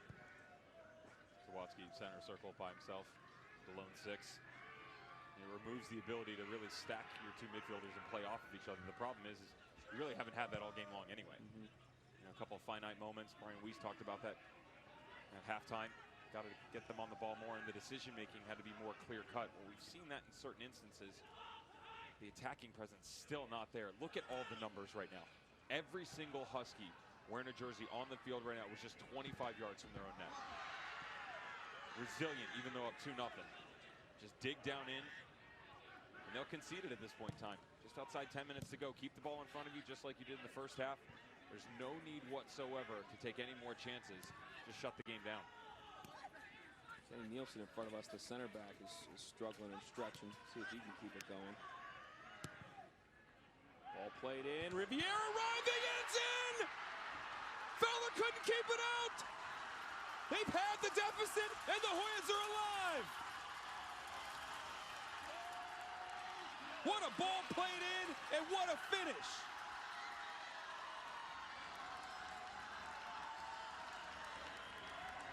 It's the first time this season, too, that the Huskies have conceded after going up by 2 goals. They get out in front, they stay out in front. But this ball whipped into the back post. He was the best player on the offensive side of the ball in the first half. The late trailing runs, the one that came off the chest, everything came down to Riviere. But watch him step back through if you're Fowler. Can't get his hand set, body coming back to the left. As an attacker, you just want to put this on frame, challenge the movement of the goalkeeper. Mistake by Fowler and fortune for Riviere. Kenny Nielsen checks out Riviere's 5th goal of the campaign, 2nd of the NCAA tournament. He scored against Georgia State. And now there is some shuffling on the back line for Georgetown as Nielsen went out. Dominic De Almeida comes in. He'll play it right back. He'll move Adam Rocha into the center back spot for Nielsen. I believe we can win chant is starting. Ryan Saylor's checked back in the center back for the Huskies. He's okay after that shoulder injury. That was a handball not called. Blatant one, too. On Robin. And things are getting tight here, Devin Kerr. It's a speed change on the back line, though. The Almeida coming in. They'll push both instead of the rotation of Justice Sands and sit 3 on the back line. Now you've got 2 that are super capable on the ball, and Sargent and Rocha, but you'll see both outside backs come much higher. And how are you going to react now if you're the Huskies? Because there's going to be a lot more ball movement. You know, the belief that you now have the ability to go chase this game much more apparent for the Hoyas. Kieran Sargent got that assist. We talked about the center back getting forward. He put that ball in. Riviere capitalized, and they've got 9.5 minutes to push this thing maybe to an extra frame. Thompson says no foul, but it goes out for a Husky throw. And Will Sands just been up and down, marauding up and down that left flank like Steve Cherundolo, if you will. Limping around a bit now.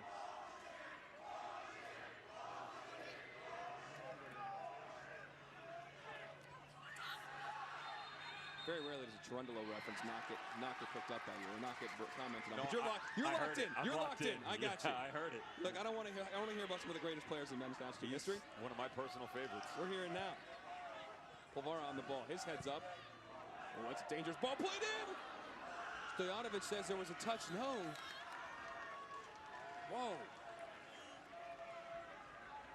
That's why he's the Big East midfielder of the year, Dante Pulvara. Even though he maybe hasn't been at his best all night long, that's the glimpse that he gives you. Just ping this thing to the back post. Still haven't seen a lot out of the 9, though. Stojanovic.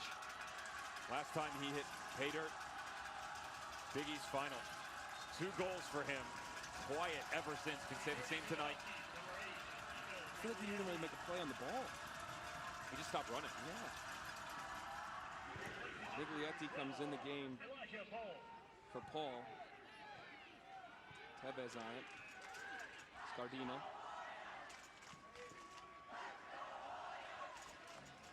Lucas Meek opened the goal scoring in this second half. Dispossessed. Sawatsky. We're under 8 minutes to go.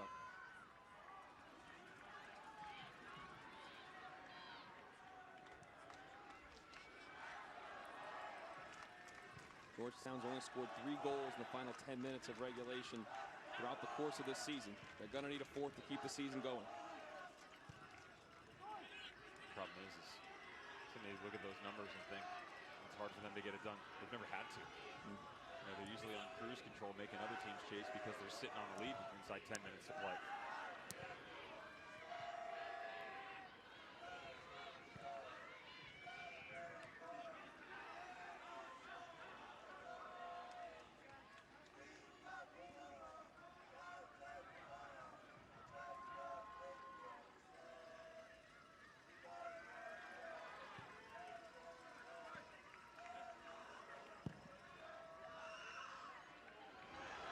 Fall for Stojanovic. No, back to Fowler. No rush to get it go back and play.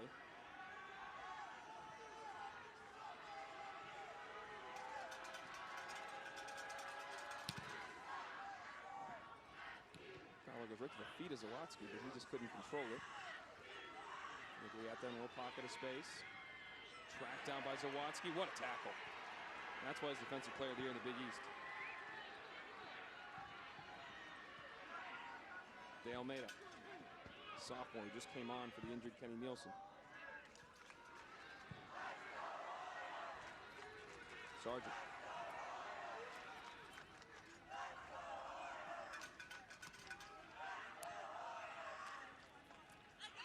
Scoops it forward. The guard eventually ran out of room and Stojanovic played in the black pass.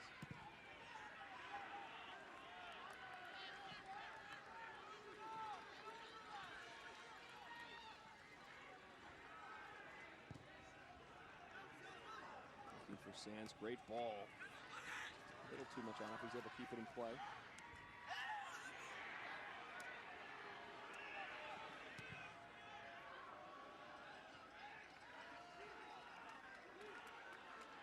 Real careful here for the Huskies. You don't want to just knock the ball back to them. And it's one thing to hit the reset button, push a little bit higher. It's a whole nother to consistently just feed this thing right back into the belly of the beast.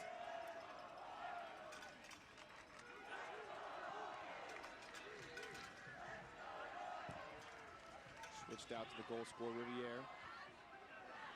Brings down off his face. Maintains possession though. Under 5. Sub coming in. Nielsen's going to come back in the match. This time for Sargent. Freshman that had the assist. That moves Rocha over to left center back position. He went right back, right center back, no, left center back as Nielsen's on it.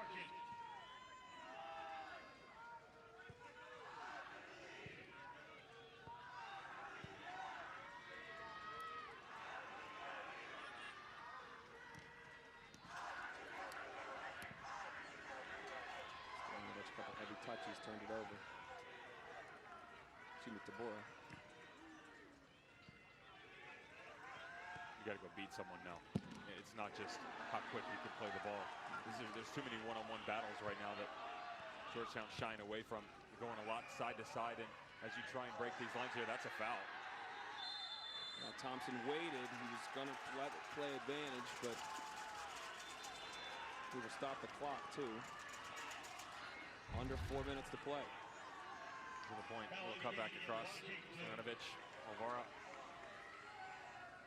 Tabora, everybody trying to get involved here. You got to go win this battle though, Dallin, and we haven't seen them do that successfully here in the second half. You can have all the possession in the world, but it's what you do with it. Dead ball situations, a lot of talented individuals. Remember, Jacob Montez, second half, inside 15 minutes to go. He's the one who got the comeback going in that Elite Eight game back in 2019 en route to their first ever start. Left-footed Tabora, spicy from 30 yards out. This could be an opportunity. You've got Hagart and Tabora over it.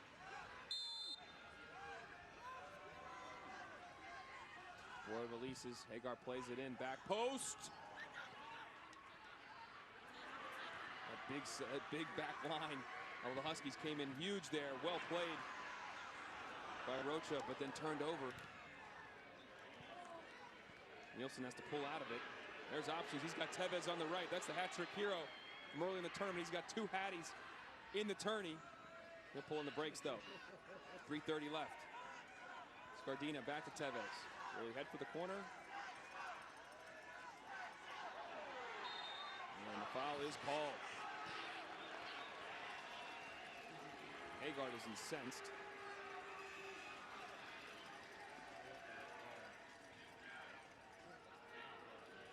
Clock is still running. Oh, Matt Thompson can choose to stop it, and he finally does. 20 seconds just leaked off there. A little surprised, especially with the ball being knocked away by Hagart at the end of it, that he didn't stop it sooner.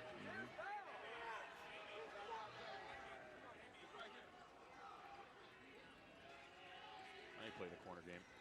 Step on it, but keep away. He's asking for Miglietti to come closer. Give you a numbers advantage, and then no chances needed here. Turned over quickly, but they do get the ball back.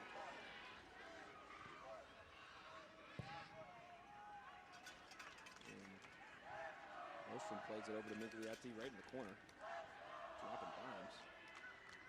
Well defended.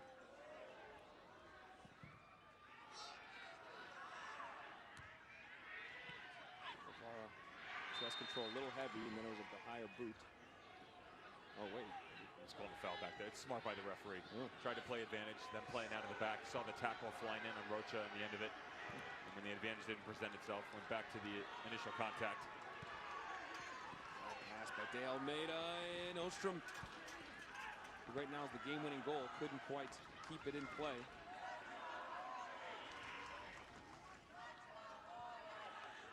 Stevanovic continues his run, hits Saylor. Does it go out for a corner? No. We're at 2 minutes. All goals in the second half.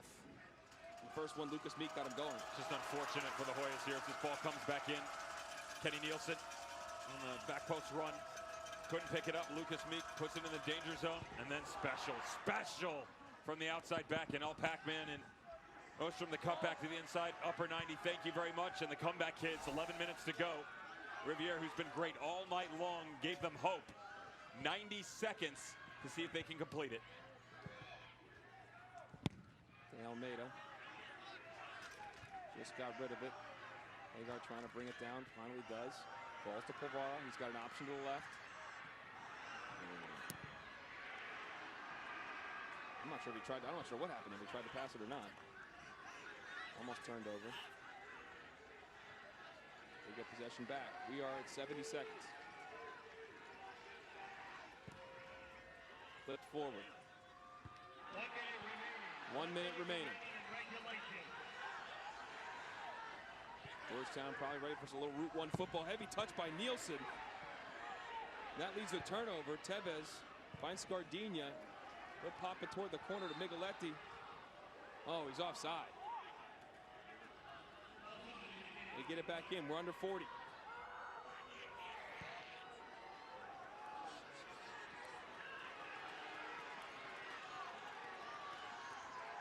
Is there a miracle set for the Hoyas? Long ball played in. Saylor wins the header. 20 seconds. Nielsen and Miglietti battling again. 15. Hagar turns, he's under pressure, he's fouled. Clock is stopped with 9 seconds left. That'll be a chance to put it in the mixer. Giannis Nicopolidis is coming forward. The goalkeeper's getting in the mix for the Hoyas. He trots forward. The season is on the line with 8 seconds left. Matt Thompson, the referee, is sprinting over to the sidelines. He lost his card. He's coming over to card Jamie Clark, it seems. Yes, there's a yellow. Probably want to relax, though. You want to be able to play it Sunday, 2 o'clock Eastern, with the title on the line. But Clark's in the book. Thompson trots back into position. Hagar to play it in.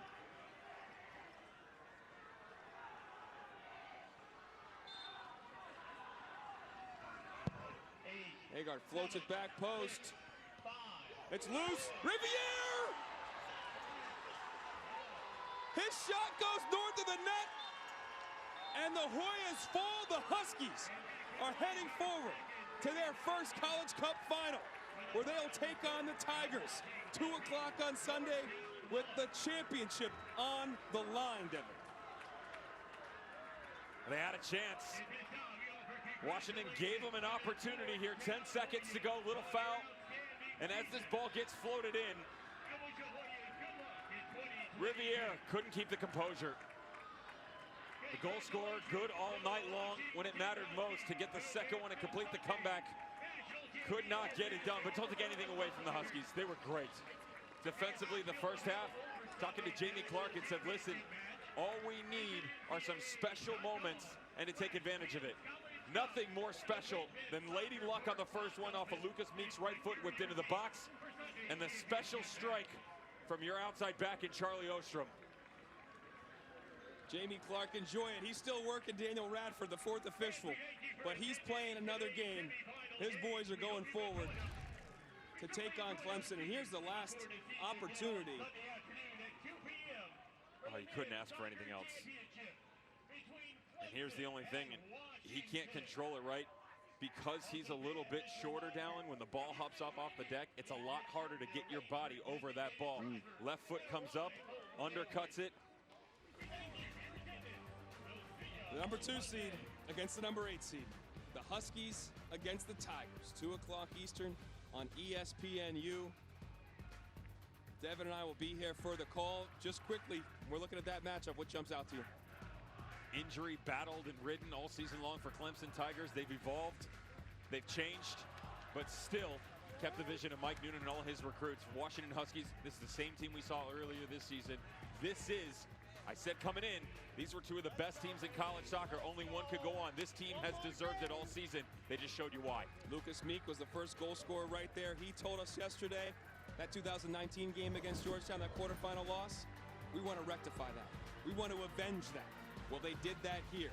90 minutes, they win 2-1, take down the Hoyas, and they move forward with a chance to hoist a championship trophy. For Devin Kerr, I'm Dallin Cuff. For Todd Koulis, our entire crew, we'll see you Sunday, 2 Eastern, 2-1 to the Huskies. We out.